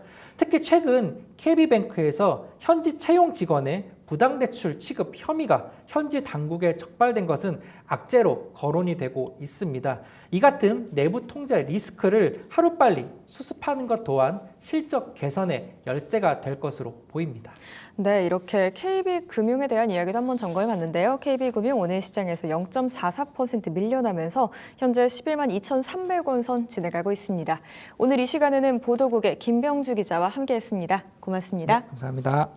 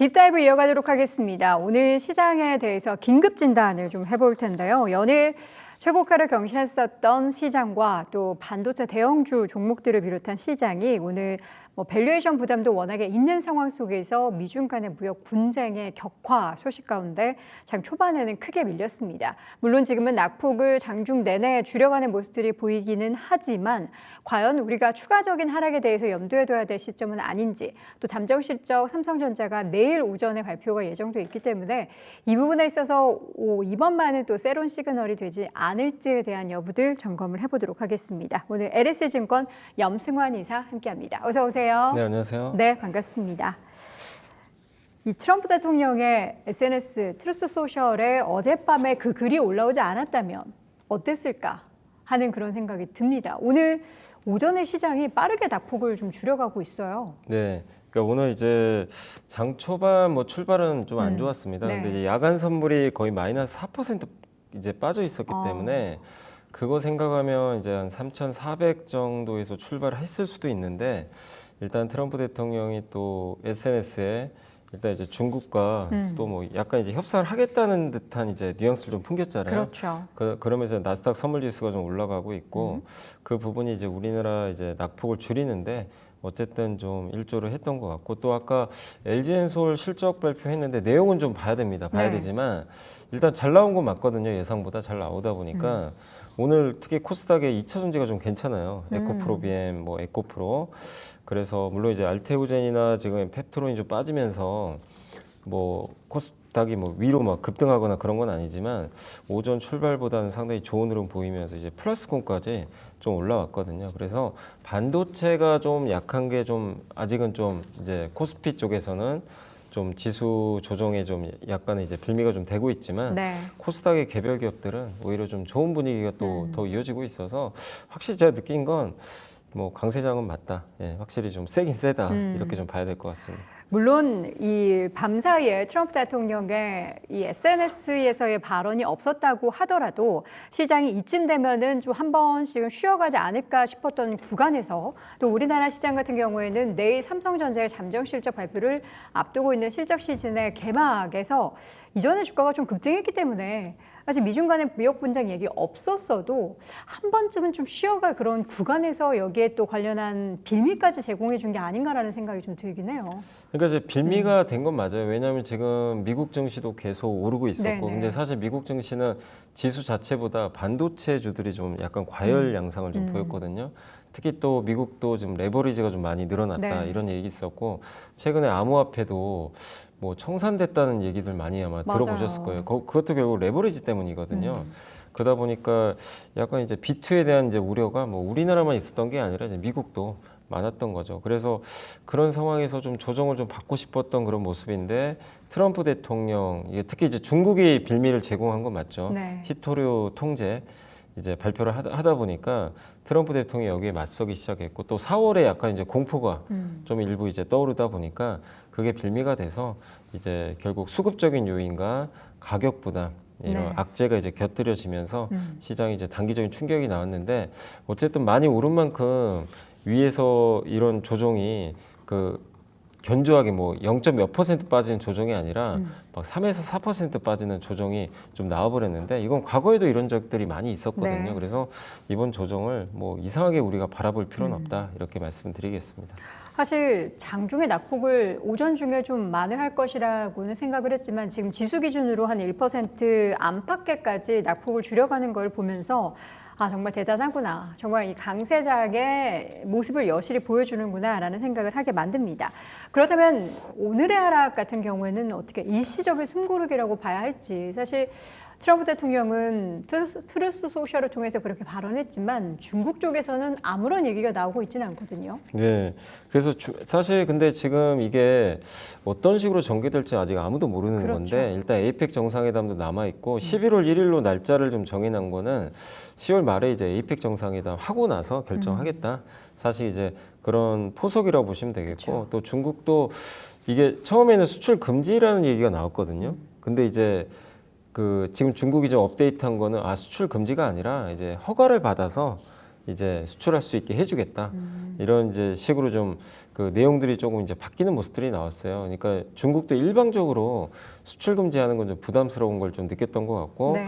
또 트럼프 대통령도 마찬가지로 중국에 대해서 또 긍정적인 멘트를 아까 이제 했죠. 그래서 결국에 협상의 여지를 이제 둘 다 좀 남겨놨기 때문에 그런 부분들은 일단 증시에는 조금 더 우호적인 쪽으로 좀 작용을 하는 것 같습니다. 그래서 국내 증시 뭐 장 초반에는 어쨌든 이제 미중 무역 갈등 여러 가지 뭐 이슈들 때문에 좀 흔들리는 모습은 나왔지만 이 부분이 결국에 지금 시장 상승, 결국 지금 반도체가 사실 이끄는 장세는 명백한데 이 반도체가 이끄는 그 장세가 미중의 어떤 이제 무역 갈등 때문에 이게 훼손되는 가능성은 낮은 게요.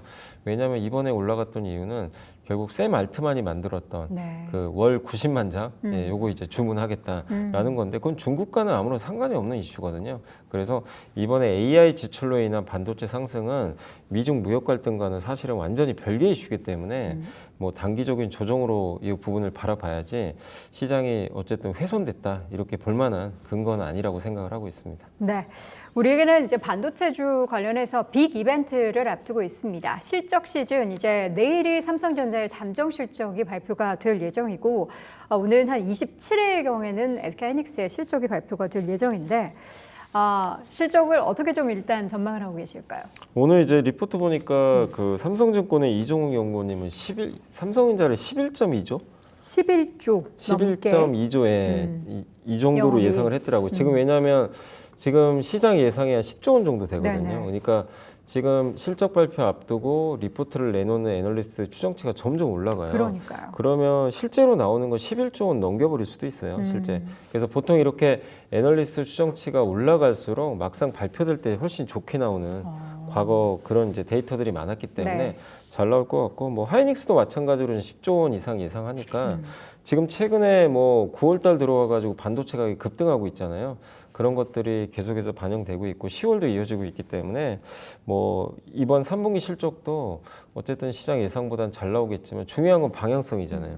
이 방향성이 4분기도 이어질 것 같고 특히 내년하고 내후년에 대한 실적 추정치가 점점 올라가기 시작을 하고 네. 있습니다. 양사 모두. 그래서 뭐 이번 실적 기대감이 끝이 아니라 계속해서 좀 더 장기화될 수 있는 그런 부분이기 때문에 긍정적이지 않겠냐 이렇게 보고 있고 물론 또 파운드리나 이런 부분에 의해서 또 실적이 3분기 실적이 뭐 예상을 하회할 수도 있지만 이 만약에 혹시라도 실적이 뭐 10조 원을 미달해서 9조 원 나오면 좀 시장이 실망할 수도 있잖아요. 근데 그러다 하더라도 메모리 쪽에서 큰 문제가 아니라면 뭐 일회성 요인이라면 그거는 오히려 그런 부분 때문에 주가가 빠진다면 뭐 그거는 일시적인 주가 하락이 되지 않겠냐. 라고 좀 보고 있기 때문에 설사 이제 어닝 쇼크가 나오더라도 그 내용을 좀 한번 확인을 해보고 우리가 대응할 필요는 있는 것 같습니다. 이번에 그러니까 3분기 실적이 예상치를 하회한다라고 하더라도 우리가 지금 예상하고 있는 그 방향선 자체는 3분기를 기점으로 해서 4분기 또 내년에 호실적을 네. 더 전망을 하고 있기 때문에 오히려 또 조정을 주면 매수의 기회로 새롭게 삼아볼 수 있겠다라는 네. 말씀인데 삼성전자 먼저 좀 실적 내용을 조금 더 뜯어보도록 하겠습니다. 이 슈퍼사이클 얘기가 참 많이 나옵니다. 반도체 슈퍼사이클 얘기가 나오면은 사실 저는 조금씩 불안해지기는 한데 주가도 언제 우리가 삼성전자가 이렇게 연이트 10% 가까이 급등하는 것을 볼까 싶을 정도로 많이 오르긴 했어요. 지금 시점에서 우리가 삼성전자를 더욱더 장밋빛 미래를 꿈꾸면서 기대할 만한 그런 관점으로 바라봐야 될까요? 아니면은 조금씩은 그래도 지금 9만 전자를 넘어섰기 때문에 10만 전자로의 가파른 상승에 대해서는 조금 거리를 둬야 할까요? 근데 이게 뭐 주가만 보면 좀 부담스러울 수 있어요. 많이 왜냐면 5만 부담스럽죠. 원까지 갔다가 지금 네. 이게 9만 5천 원까지 한번 이게 9만 4천 원이죠. 왔기 때문에 당연히 좀 부담스러운 건 사실인데 네. 결국 방향성이거든요. 근데 이제 지금 삼성전자가 올라갔던 거는 여러 이슈들이 이제 겹친 거죠. 가장 중요한 게 메모리 반도체인데 이 메모리 반도체가 우리가 생각했던 것보다 AI 사이클이 이제 계속해서 이어지면서 D램 수요가 예상보다 훨씬 지금 좋은 거죠. 네. 근데 거기에 공급은 늘질 않습니다. 공급은 늘리려고 해도 늘리기가 쉽지가 않은 게 HBM은 만들기가 어렵고 HBM4로 넘어가잖아요. 이 4는 만들기가 더 어렵습니다. 그렇기 때문에 거기다 엔비디아 젠슨왕 CEO가 그 이 입출력 데이터 이제 요 전송 속도를 좀 높여달라고 또 요구까지 했거든요. 그러면 당연히 수율이 더 안 나올 수밖에 없어요. 그러면 HBM 공급은 예상했던 것보다 더 낮아질 수밖에 없기 때문에 그러니까 제일 무서운 게 그거죠. 항상 우리가 반도체 이렇게 올라올 때 슈퍼사이클 얘기 나오고 이렇게 항상 두려움을 왜 갖냐면 그때가 항상 고점이었거든요. 네. 이제 더 좋을 게 없어지니까 결국 피크아웃 찍고 근데 그 피크아웃의 배경은 뭐죠? 공급 때문이거든요. 공급이 늘어나면서 망가지는 사이클로 가는 건데 지금은 그러진 않는 거죠. 수요도 예상보다 훨씬 좋지만 네. 공급을 늘리기가 과거보다 좀 굉장히 어렵기 때문에 디램 사이클, 뭐 낸드도 지금 좋아지고 있죠. 그래서 AI가 촉발한 이 사이클은 아직은 좀 고점은 아니다. 조금 더 가야 될 길이 멀다. 한 27년까지는 계속 이어지지 않겠냐. 이렇게 좀 판단을 하고 있고 또 한 가지가 삼성전자 그동안 기대를 안 했던 사업부가 파운드리잖아요. 근데 파운드리 이제 내년부터 왜 기대를 해야 되냐면 테슬라 수주를 따냈고 네. 그 테슬라의 이제 전용 공장이 이제 이번에 그 내년 아마 상반기에만 완공이 될 것 같은데 테일러 공장이 이제 아마 테슬라 칩을 아마 거기서 전용해서 만들 계획인 것 같더라고요. 근데 이 칩에 대한 이제 양산은 아마 27년이나 28년부터 본격화되겠지만 내년부터 이제 이 신규 공장들이 가동이 들어가기 시작을 하면 가동률이 올라가면 적자가 줄어들 가능성이 높거든요. 그래서 파운드리 사업부가 분기당 많게는 2조 원 이상씩 까먹던 사업부예요. 근데 이 사업이 점진적으로 분기당 적자가 1조 원 이하로 떨어지고 아마 언젠가는 손익분기점까지 도달을 하겠죠. 그러면 디램이 좋아지는 가운데 까먹는 사업부가 없어지니까 이익은 더 늘어날 수밖에 없거든요. 근데 그것까지 우리가 계산을 한다면 기대할 게 많은 거고 그리고 저는 이제 이게 제일 크다고 보거든요. AMD가 결국에 이번에 그러니까 오픈 AI가 AMD 손을 잡아버렸잖아요. 그렇죠. 물론 엔비디아랑 결별한 건 아니에요. 근데 이원화 시켜버렸어요. 그렇죠. 그 얘기는 뭐죠? 언제든지 많은 빅테크들은 이원화를 지금 하겠다는 입장인 것 같아요. 그러니까 엔비디아의 지금 그 밸류체인에 들어가 있는 회사가 TSMC, SK하이닉스잖아요. 이쪽이 이제 삼각편대가 시장을 주도했는데 AMD도 물론 뭐 TSMC도 있고 하지만 거기에 중점적으로 들어가는 HBM을 공급하는 회사 중에 하나가 삼성전자거든요. 그리고 테슬라가 TSMC 대신에 삼성을 선택한 것도 결국엔 이 다변화시키겠다는 목적이 네. 있다고 저는 보거든요. 결국엔 공급망 다변화가 시작이 됐다. 그런 측면에서는 2인자 지금 어떻게 보면 하이닉스에 밀려가지고 지금 이제 굉장히 힘들었던 삼성전자한테 본격적인 반격의 기회가 생겼기 때문에 네.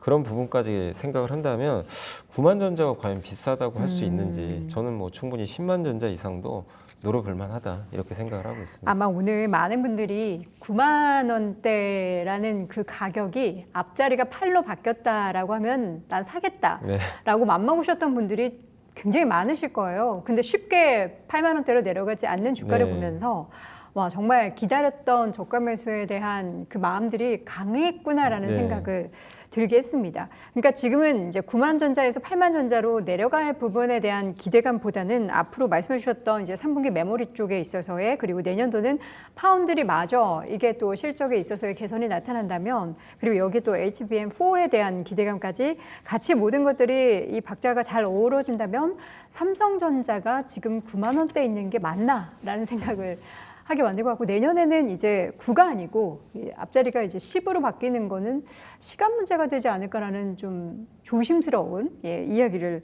해보고 싶습니다. 근데 제가 방금 뭐 조심스럽다라고는 했지만 이거는 사실 시장에서 지금 계속 나오고 있는 청사진이잖아요. 근데 실제로 증권가의 애널리스트들의 그 실적에 대한 전망치를 보면은 지금 굉장히 보수적이다라는 시각들이 많아요. 그 이유가 뭘까요? 삼성전자에 대한 실적 전망이 보수적인 이유. 그러니까 이제 실적 전망이 그러니까 항상 보면 대부분 이렇게 그 선제적으로 이렇게 올리는 경우보다는 네. 항상 확인을 하거든요. 따라가는. 예, 따라가는 경우들이 좀 있기 때문에 왜냐 애널리스트는 숫자를 봐야 되니까 그래서 아마 좀 보수적인 부분도 아직은 있을 거예요. 왜냐하면 이게 결국 반도체는 또 사이클 산업이 맞긴 하잖아요. 그러다 보니까 3분기 실적을 일단 이제 발표하는 걸 보고 아마 제가 봤을 때는 좀 이 보수적이었던 추정치들이 실적을 보고 나서는 다시 좀 상향되는 그런 업데이트가 나올 거기 때문에 내일 실적 발표가 있잖아요. 아마 네. 그거 발표되고 나면 좀 보수적이었던 톤들도 저는 좀 뒤바뀌지 않겠냐. 약간 후행적으로 이렇게 좀 보고 있습니다. 그래서 뭐 그 부분에 대해서는 너무 우려할 필요는 없지 않나라고 생각을 하고 있습니다. 우리가 항상 그 관련한 시장에서 말씀해 주신 것처럼 그 엔비디아를 기준으로 SK하이닉스, TSMC의 3 삼각구도 그리고 AMD, 그러니까 삼성전자를 또 그렇다고 AMD 쪽으로만 생각할 수가 없는 네. 상황이긴 하죠. 지금 엔비디아 쪽도 계속 협업을 하려고 노력을 하고 있으니까요. 근데 어쨌든 이런 관련한 판이 계속해서 커지면 커질수록 우리는 이제 뭐 SK하이닉스냐 삼성전자냐를 논하기보다는 어쨌든 둘 중에 한 기업은 사야 된다라고 보는데 지금 시점에서는 삼성전자에게 사실 기회가 더 많이 보이는 것 같기는 해요. 그러니까 그러니까 하이닉스가 사실은요 이렇게 올랐어도 밸류를 보면 더 싸요. 맞아요. PER이 훨씬 낮습니다. 네. 왜냐하면 지금 삼성보다 이익을 더 내거든요. 근데 시총은 300조고 그러니까요. 삼성은 550조예요. 그러니까 이제 그걸 계산을 해보면 하이닉스가 밸류상으로 훨씬 저평가 맞아요. 근데 이제 우리가 SK하이닉스가 그동안 달려온 길을 보면 너무 많이 오르다 맞아요. 보니까 이제 저점 대비해서는 좀 부담스러운 건 사실이죠. 근데 어쨌든 하이닉스는 D램과 낸드 쪽에서 절대적인 영향력을 가지고 계속해서 좋은 성과를 저는 낼 걸로 보고 있고, 다만 이제 삼성전자는 파운드리가 있기 때문에 저는 이제 기대하는 게 D램 메모리 뭐 이런 이제 반도체도 당연히 좀 좋아지고 있지만 삼성이 그동안 정말 TSMC에 비해서 좀 그 할인을 많이 받을 수밖에 없었던 게 네. 파운드리에서 2등인데 전혀 성과를 못 냈거든요. 그렇죠. 근데 정말 이게 큰 이슈인 게 저는 이제 그 생각을 하고 있거든요. AI가 지금 이제 시장에 나온 지가 한 3년 정도 됐는데 결국 AI가 구현되는 최종 목적지는 뭘까? 이거는 이제 젠스당 CEO가 얘기했던 피지컬 AI거든요. 로봇이나 자율주행 같은데 어떻게 보면 이제 자동화 시킬 수 있는, 우리가 이제 직접적으로 사용할 수 있는 그런 기계들이 탑재되는 건데 그걸 제일 잘 만드는 회사는 테슬라입니다. 그죠? 뭐 로봇도 있고 자율주행도 지금 실제 하고 있는데 거기 들어가는 칩을 삼성이 수주를 따냈단 말이에요. 네. AI6 칩을. 그렇기 때문에 그 칩이 이제 그런 피지컬 AI의 세계 최대 기업에 들어간다는 것 자체는 네. 어쨌든 삼성도 이제 AI의 그 생태계 안에 이제 본격적으로 편입될 가능성이 높아졌다는 얘기죠. 그래서 저는 테슬라의 손을 잡고 삼성의 밸류가 더욱더 올라갈 여지가 좀 남아있기 때문에, 근데 이거는 하이닉스가 할 수 없는 영역이잖아요. 이 부분은. 그쵸. 예, 그래서 그걸 성공할지 안 할지 우리가 좀 2년 정도 지나야 명백히 알 수 있겠지만 네. 어쨌든 충분히 기대감만 가지고도 파운드리 우리가 이제는 좀 다시 재평가 받을 그런 구간이 오지 않겠냐. 그런 면에서 삼성전자도 충분히 매력이 있다 이렇게 생각을 하고 있습니다. 그러니까 삼성전자와 SK하이닉스의 최근의 모멘텀은 이제 메모리 쪽에서 함께 공통 분모를 찾을 수 있겠지만 네. 향후에 있어서의 흐름은 이제 삼성전자 HBM4도 중요한데 파운드리 쪽에 대한 경쟁력을 네. 한 번 더 플러스 알파를 볼 필요가 있고, 그러면 SK하이닉스 같은 경우에는 계속해서 지금 잘하고 있는 HBM 쪽에 있어서의 최강자로 계속 자리매김을 할 수 있을지 여부가 관건인가요? 아니면은 무엇에 봐야 될까요? SK하이닉스는? SK하이닉스는 뭐 HBM을 워낙 뭐 잘하고 있고 HBM4도 아마 가장 앞서 나갈 것 네, 같아요. 네. 그러니까 근데 이 삼성이나 마이크론이 들어오는 건 어쩔 수 없고요. 그 경쟁은 이제 점점 심화될 수밖에 그렇죠. 없기 때문에 결국 HBM만 가지고는 뭐 이렇게 그 혼자 이제 독주하는 시대는 좀 끝났다 이렇게 봐야 되겠지만, 그래도 독주를 안 하고 점유율을 좀 뺏기더라도 시장 자체가 워낙 커지니까 돈은 더 벌 수밖에 없는 그런 구조로 갈 것 같아요. 그래서 내년 영업이익이 이제 50조가 넘어갈 것 같고 27년도에도 그 이상의 어떤 이제 실적을 좀 낼 것으로 좀 보고 있고, 또 거기에 지금 HBM과 또 맞먹는 규모로 지금 하나 이제 얘기가 나오는 게 소캄이라고, 이제 소캠이라고 그러죠 보통. 네네. 이제 하나의 새로운 메모리 모듈인데 이게 이제 내년에 아마 베라 루빈이라는 아마 이제 AI 가속기 아마 들어갈 것 같은데 거기 CPU에 이 소캠이 이제 탑재가 될 예정이거든요. 그래서 소캠 2라고 하는데 여기에 이제 삼성, 하이닉스, 마이크론이 아마 다 들어갈 것 같아요. 네네. 근데 이 시장이 HBM보다 조금 이제 약간은 낮지만 그거에 못지않은 규모로 굉장히 큰 시장 하나가 열리게 됩니다. 그렇게 되면 SK하이닉스는 순수 메모리 업체이기 때문에 그런 과실을 또 다 받아낼 수가 있는 그런 기업 중에 하나거든요. 네. 그래서 메모리 쪽에서 기대할 게 워낙 많기 때문에 결국 저는 3사가 다 고르게 갈 수 있는 구조인데 메모리만 봤을 때는 하이닉스가 제일 싼 건 맞거든요. 예, 이익 대비해서. 그래서 여전히 하이닉스 40만 원 부담됩니다. 분명히 부담은 되지만 이 사이클이 27년까지 이어진다고 생각하면 네. 내년 하반기엔 좀 걱정을 해봐야 돼요. 아, 이제 좀 피크아웃 고민해야 되나? 해야 되지만 내년 상반기까지는 아직은 주가 고점을 걱정할 때는 아니다. 이렇게 좀 생각을 하고 있습니다. 그러니까 모멘텀이 되는 키워드 자체는 삼성전자와 SK하이닉스가 조금 다르지만 물론 교집합도 있고요. 네. 지금 시점에서 본다면 슈퍼사이클은 이제 막 시작된 거네요. 네, 그렇죠. 이미 시작이 됐고, 근데 이제 이 슈퍼사이클이라는 게 언제 꺾이느냐, 언제 고점을 찍느냐. 근데 공급이 예전만큼 늘지 않는 사이클이기 때문에 좀 오래 갈 거로 보고 있고, 가장 비슷한 사이클이 1990년대 후반에 있었던 IT 버블. 그때 이제 인터넷 투자할 때 그때 반도체 사이클 한번 나온 적이 있는데, 그때가 반도체 사이클 거의 4년 정도 올랐었거든요, 사이클이. 근데 지금 AI 사이클도 거의 비슷하다고 저는 좀 보고 있어요. 그렇기 때문에 새롭게 이제 인터넷이 나오면서 전 산업의 모든 인터넷이 이제 전 산업군에 다 적용되면서 세상을 한번 바꿨잖아요. AI 똑같습니다. 모든 산업에 다 AI가 탑재가 될 거거든요. 그렇기 때문에 인터넷과 마찬가지로 하나의 새로운 이제 혁명적인 사이클이 시작이 됐기 때문에 이거를 슈퍼사이클로 부르지 않을 이유가 저는 없다고 생각을 하고 있거든요. 근데 이게 지금 끝물이 아니라 지금 나오는 데이터들 보면은 우리가 생각했던 것 이상으로 너무나 많은 투자들이 지금 발생하고 있고, 샘 알트만이 던진 메시지도 엄청났잖아요. 그거 우리가 상상도 못했던 일이거든요. 맞아요. 그게 하나의 기업이 전 세계 메모리 반도체 3사의 60% 물량을 그냥 한 달에 90만 장 달라.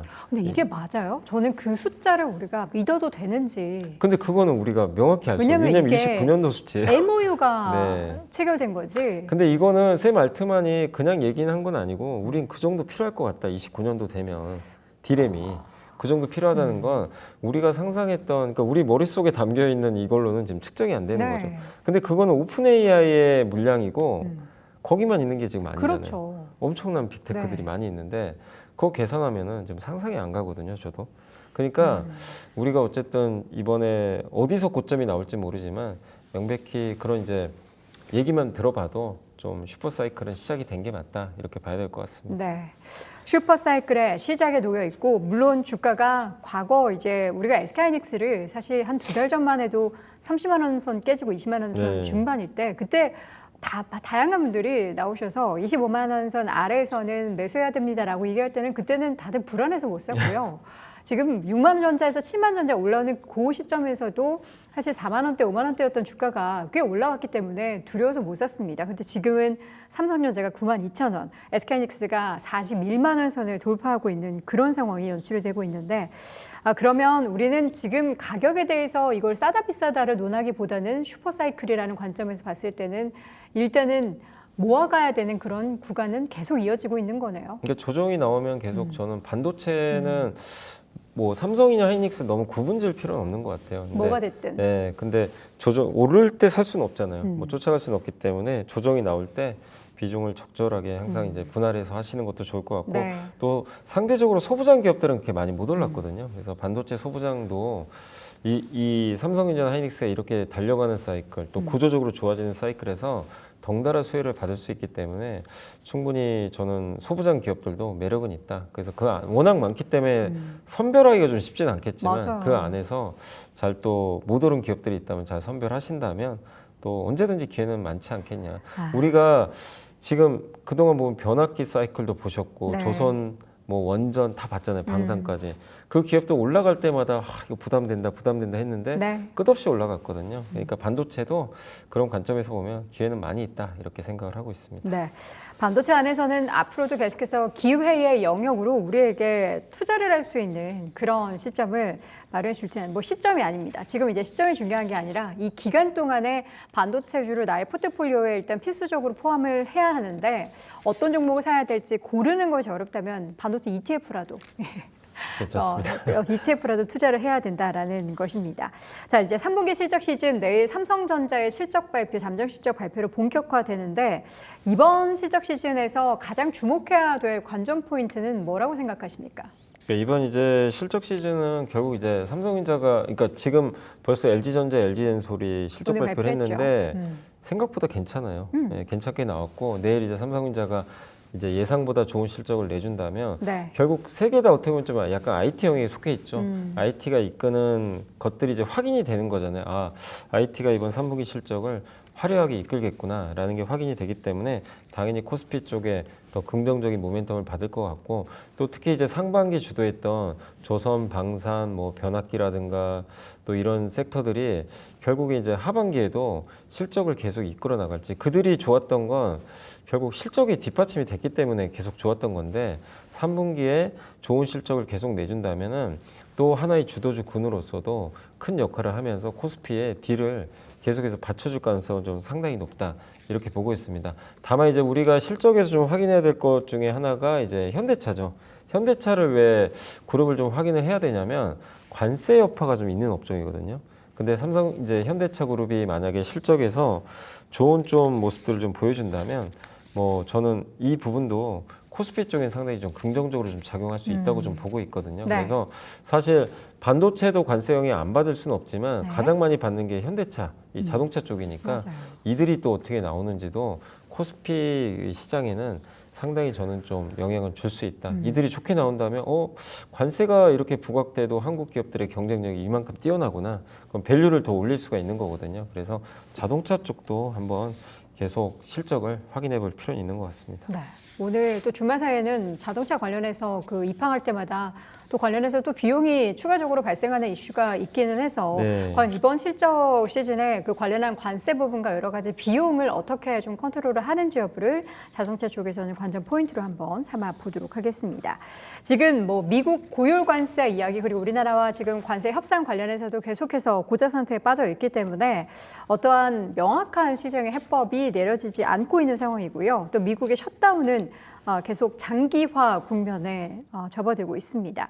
매크로 환경이 이것 때문에 많이 변화하느냐에 대해서는 그렇지 않다라는 생각을 좀 하게 만들어요. 미국에서는 정부가 경기가 조금 침체되려고 하면은 그것을 무언가 바치려는 그런 트럼프 대통령과 행정부의 움직임들이 계속 펼쳐지고 있잖아요. 네. 그래서 사실 이제 경기가 안 좋아지면 금리 인하 속도가 더 가팔라지겠죠. 그렇죠. 그래서 이제 막 금리 인하가 시작이 됐기 때문에 사실 그렇다고 지금 미국 경기가 또 침체로 가는 건 아니거든요. 그렇기 때문에 지금 구조는 상당히 좋습니다. 미국 경기가 완만하게 좀 둔화되는 가운데 네. 금리 인하, 매크로 환경은 저는 어느 때보다 좀 괜찮다 이렇게 좀 보고 있고 다만 이제 중간중간 트럼프 대통령의 이런 관세 여파 이 부분이 약간의 소음은 되겠지만 그게 시장의 어떤 이제 방향성 위로 올라가는 방향성을 막을 요인은 저는 아니라고 봅니다. 왜냐하면 지금 시장을 이끄는 건 결국 반도체인데 이 반도체를 이끄는 건 AI고 AI는 중국과는 사실 무관한 이슈거든요. AI 빅테크들이 투자하는 거는 그렇기 때문에 그 미중 갈등이 이걸 훼손시킬 가능성은 높지 않다. 네. 그래서 중간중간에 변동성 재료로만 좀 보시면 좋을 것 같습니다.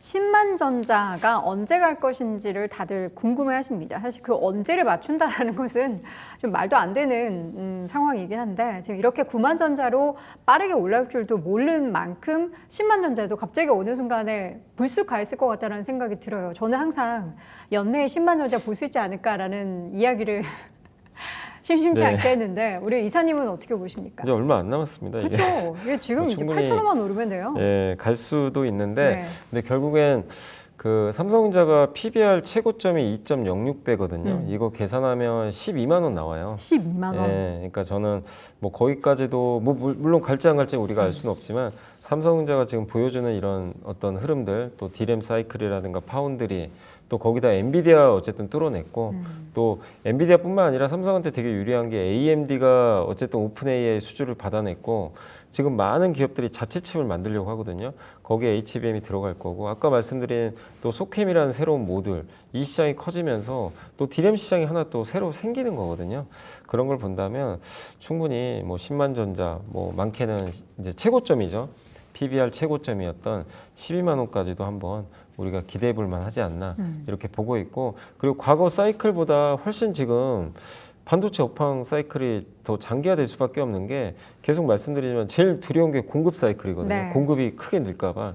근데 그러기가 좀 쉽지 않기 때문에 저는 충분히 뭐 올해 가면 좋지만 어쨌든 10만 전자 뭐 가능하지 않겠냐 이렇게 생각을 하고 있습니다. 그럼 지금 상황에서는 이익을 실현하기보다는 추가적으로 우리가 매수를 해야 하면서 비중을 늘려야 되는 그런 시점이네요. 근데 이제 9만 원대에서 뭐 적극적으로 사긴 쉽진 않겠죠. 이미 못 사셨던 근데 또 분들이 12만 원 선을 바라보면서 또 9만 원을 사라. 근데 중간중간 기회는 오늘처럼 이렇게 오거든요. 한 번씩 맞아요. 좀 조정받을 때 오니까 비중을 좀 조정받을 때 늘려가시는 건 좋겠지만 네. 지금 뭐 이렇게 올라간 상태에서 뒤따라 가지고 비중을 많이 실긴 솔직히 그래서 쉽지는 않아요. 레버리지를 사시려고 하더라고요. 네. 반도체 레버리지. 그건 좀 권유드리고 싶지는 않고 어쨌든 지금 그리고 보다 중요한 건 삼성전자 물려 계신 분들 엄청 많으셨잖아요. 맞아요. 예, 근데 그분들 입장에서 팔고 싶습니다. 지금 이렇게 되면 오늘 또 좀 빠지면 야, 이 정도면 된 거 아니냐 이렇게 해서 팔고 싶었을 때 중요한 건 지금은 계속 가져가는 게 저는 더 중요하지 않나 이렇게 말씀드리겠습니다. 그러니까 적극적인 신규 매수에 있어서는 약간은 지금 기대 수익률을 좀 낮춰야 되는 예, 그런 구간은 맞습니다. 맞고요. 그렇다고 해서 지금 팔아야 되느냐에 대해서는 지금은 아직까지 수익 실현하기보다는 보유의 영역이다. 그러니까 지금은 트레이딩의 영역에서 여러분들이 뭐 3에서 10% 수익을 내는 분들이 뭐 삼성전자에서 오히려 단타를 치는 분들이 있다라는 얘기가 나올 정도인데 지금 시점에서 여러분들이 보유하고 계신 분들은 우리가 진득하니 가지고 10만 전자 그 이상을 바라보는 그런 뚝심이 좀 필요한 그런 구간인 것 같습니다. 실적 시즌이 접어들고 나서 우리 시장을 혹시나 뒤흔들 만한 좀 리스크 변수는 뭐가 될까요? 지금 에이펙 사이를 두고 2주 동안의 미중 무역 분쟁이 뭔가 이야기가 더 나올 것 같긴 한데 이 이슈가 가장 클까요? 근데 이제 가장 큰 거는 사실 이제 지금 미중 갈등이고요. 예. 근데 이제 지금 일단 에이펙 정상회담까지는 요 구도로 좀 갈 것 같아요. 어쨌든 더 확전되지는 않을 것 같아요. 네. 그렇기 때문에 좀 괜찮을 것 같고 그리고 한 가지 이제 변수는 지금 셧다운이죠. 미국 지금 셧다운 돼가지고 원래 이번 주에 소비자 물가 발표해야 되는데 이거 다음 주로 연기시켜 버린 것 같더라고요. 그렇죠. 그러니까 이제 각종 데이터들이 자꾸 발표가 미뤄지면 이거 좀 이 자체로 좀 불확실하거든요. 그러니까 이런 부분들은 약간 시장이 뭐 이것 때문에 깨지지는 않겠지만 약간의 변동성을 줄 수 있는 그런 변수고 저는 이제 개인적으로 제일 걱정하는 건 그거예요. AI 투자가 지금 엄청나게 늘어나는데 이 늘어나는 투자가 갑자기 어느 순간 좀 약간 줄어들 수도 있잖아요. 줄어들거나. 갑자기 예. 어떤 시그널이 또 발생할지 뭐, 모르니까. 그러니까 가장 대표적으로 많은 분들이 얘기하는 게 전력 부족 때문에. 전력이 부족해서. 예, 그러니까 아마존도 더 늘리고 싶어도 이 데이터 센터를 늘리기 좀 어려운 게 인프라가 좀 부족하다. 그 얘기를 예전에. 인프라가 또 기간이 걸리잖아요. 예. 네. 근데 갑자기 이제 전력 공급이 좀 부족하거나 이렇게 전력이 원하는 대로 이제 공급이 안 되면 어쩔 수 없이 이 투자하는 그 속도를 지연시킬 수밖에 없거든요. 그렇죠. 그러면 이거는 당연히 반도체한테도 최대 악재가 될 수밖에 없어요. 그래서 그게 언제 나올지는 저도 모르지만 지금 당장 아니지만 혹시라도 그런 이슈가 생기면은 이거는 미중 관세를랑 비교가 안 될 정도로 한번 큰 충격을 줄 수가 있거든요. 그래서 전력 부족 이슈가 저는 좀 가장 큰 악재가 되지 않겠냐 이렇게 생각은 하고 있습니다. 또 그렇게 된다면은 전력 인프라 쪽이나 원전 쪽에 있어서의 그런 쪽은 투자의 좋죠. 기회는 여전히 예. 열려 있다. 그만큼 이제 그러니까 최근에 무슨 얘기가 있었냐면 사실 지금 석탄은 지금 다들 권하지 않잖아요. 트럼프는 석탄까지 빨리 해라. 석탄 부족하니까. 발전. 예. 지금 전력이 부족하다 네네. 이거예요. 그러니까 어떻게 해서든. 친환경이 아닌데도 그 가장 안 좋은 게 석탄 발전소잖아요. 그런데도 미국은 지금 이거 하겠다라는 건 전력이 좀 그만큼 부족하다는 걸 좀 방증하는 의미가 아니겠나 이렇게 생각을 하고 있습니다. 간단하게 환율은 괜찮아요? 지금 1,430원대를 육박하고 있는 상황인데 환율 부담은 없나요? 환율이 오르는 건 물론 좋진 않죠. 근데 요즘에 환율 오르는데도 외국인이 엄청 주식 샀잖아요. 그러니까요. 근데 이제 환율이 오르는 건 사실은 좀 저는 일시적으로 보고 있어요. 왜냐하면 미국 달러가 강해서 오르는 게 아니라 달러 그렇게 강하지 않거든요. 다른 나라 통화가 더 약해요. 네. 그러니까 엔저 뭐 이번에 신임 총리가 당선된 것도 하나 있었고 프랑스의 정치 불안 이런 것들 또 우리나라는 관세 협상 안 되고 있죠 지금. 그쵸. 이런 부분들은 다 저는 오래갈 이슈는 아니라고 보고 있기 때문에 그냥 불확실성이죠. 그래서 지금 환율 상승을 그렇게 크게 우려하지는 않고 있습니다. 네. 앞으로 미중 간의 무역 분쟁 관련해서 또 다른 리스크나 또 노이즈가 발생하지 않는 한 단기적으로 시장을 끌어내릴 부분들은 결국에는 실적이 우리가 예상한 것 대비해서 좀 낮게 나온다거나 하는 그런 부분이 될 것 같습니다. 과연 지금 증권가에서 예상하고 있는 실적 예상치가 얼마나 부합할지 또 컨센서스를 상회할지 여부를 계속해서 지켜보시기 바랍니다. 자, 오늘 이 시간 LS증권 염승환 이사 함께했습니다. 이사님 말씀 고맙습니다. 감사합니다. 자, 경제 시그널 10 준비된 소식은 여기까지고요. 저는 내일 오전 10시에 다시 돌아오겠습니다. 시청해주신 여러분 고맙습니다.